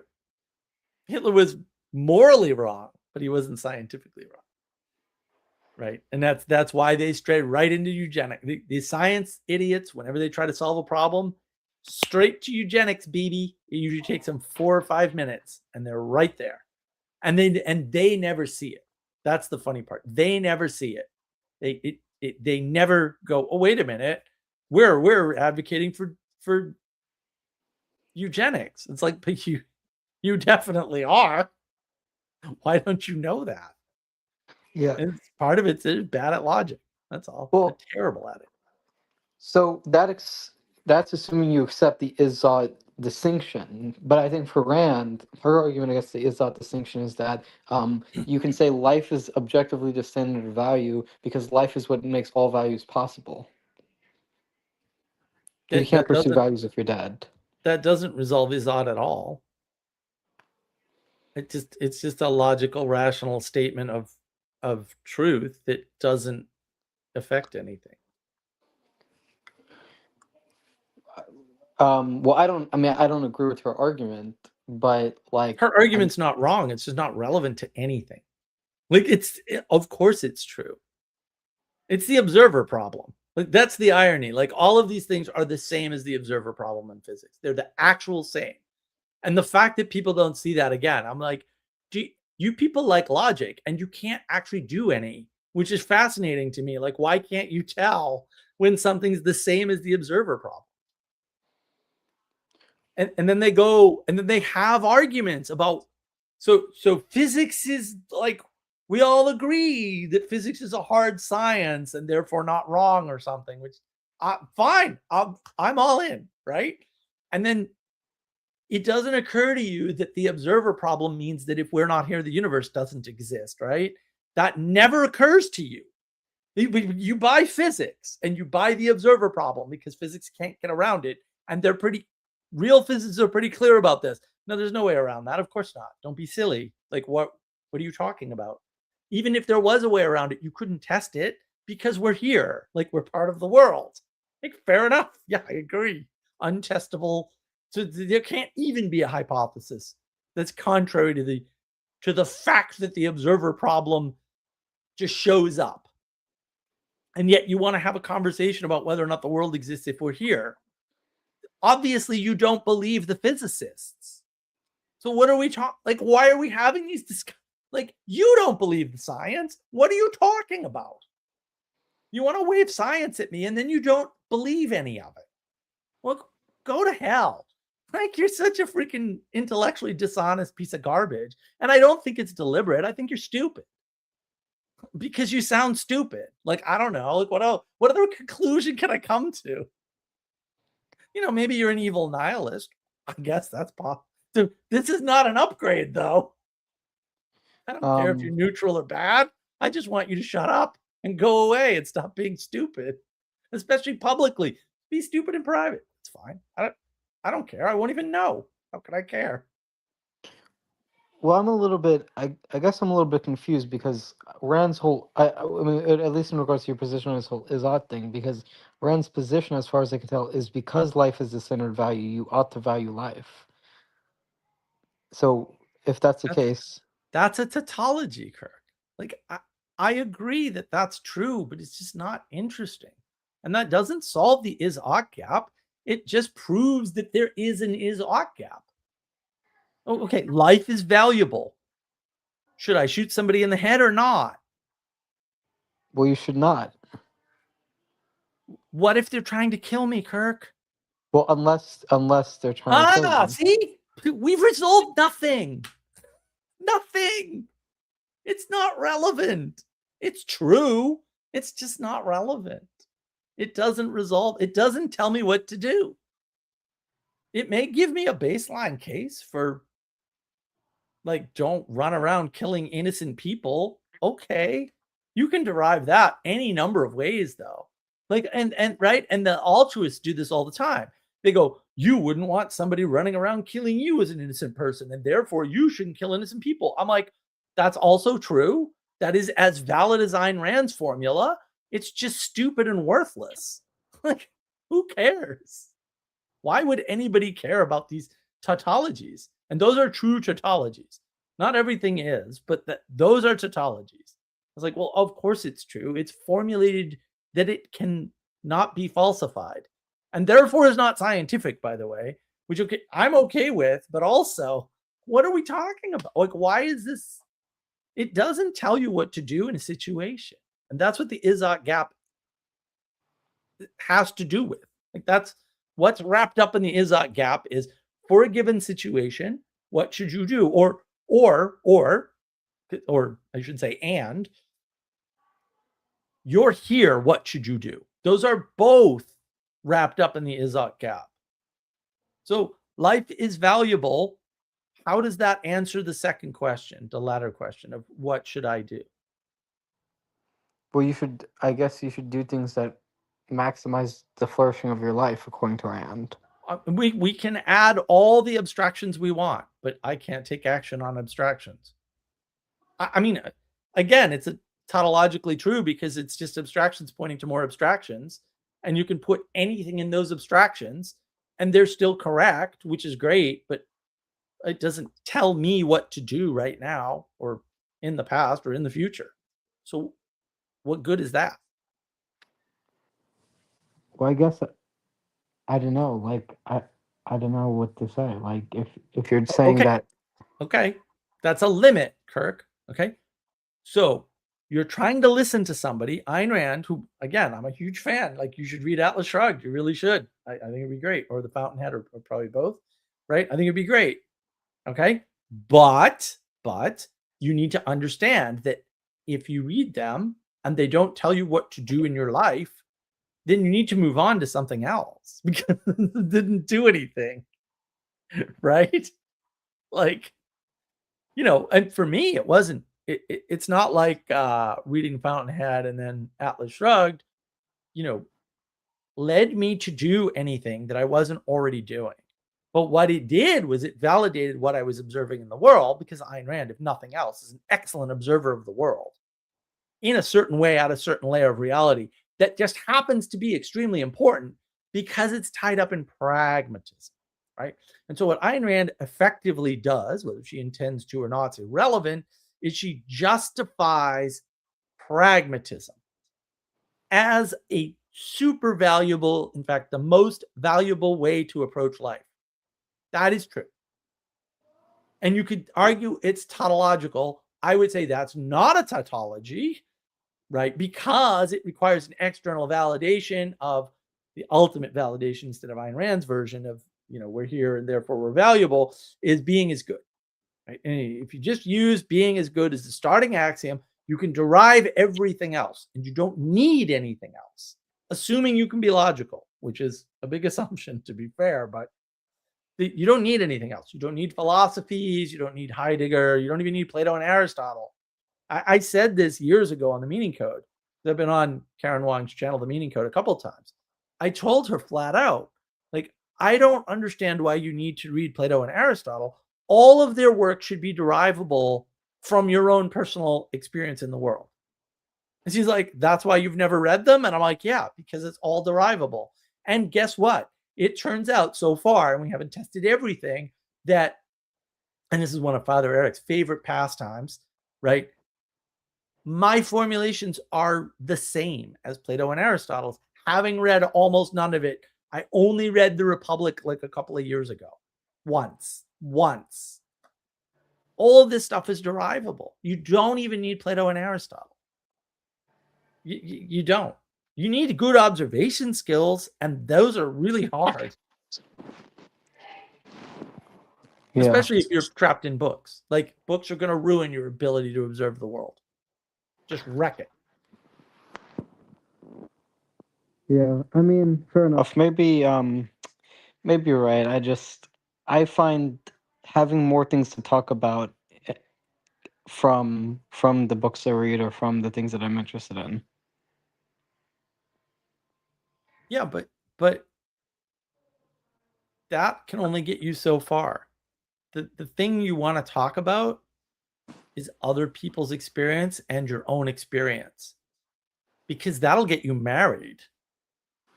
Like, that's the difference. Deep discussions about Plato and Aristotle. I mean, I'm not saying it can't happen, because it definitely could in theory happen. But I guarantee you that ain't the driving force, even when it does happen, seemingly happen that way, right? The thing that's going to get you there, like this happened to me 2.5 years ago now. I was in Colombia. I was meeting with Danny, who ran the Republic Book Club, by the way, on the Texas Wisdom Community YouTube channel, which you should check out if you're interested in the Republic and read along with us, right? So Danny came down because he happened to be visiting Charlotte, North Carolina, an hour and a half away. He came down and talked to me for a couple of hours. I met him at a little coffee shop in downtown Columbia. And when we got up to leave, this quite, above average young lady who was way not half my age, which is very flattering, started to hit on me.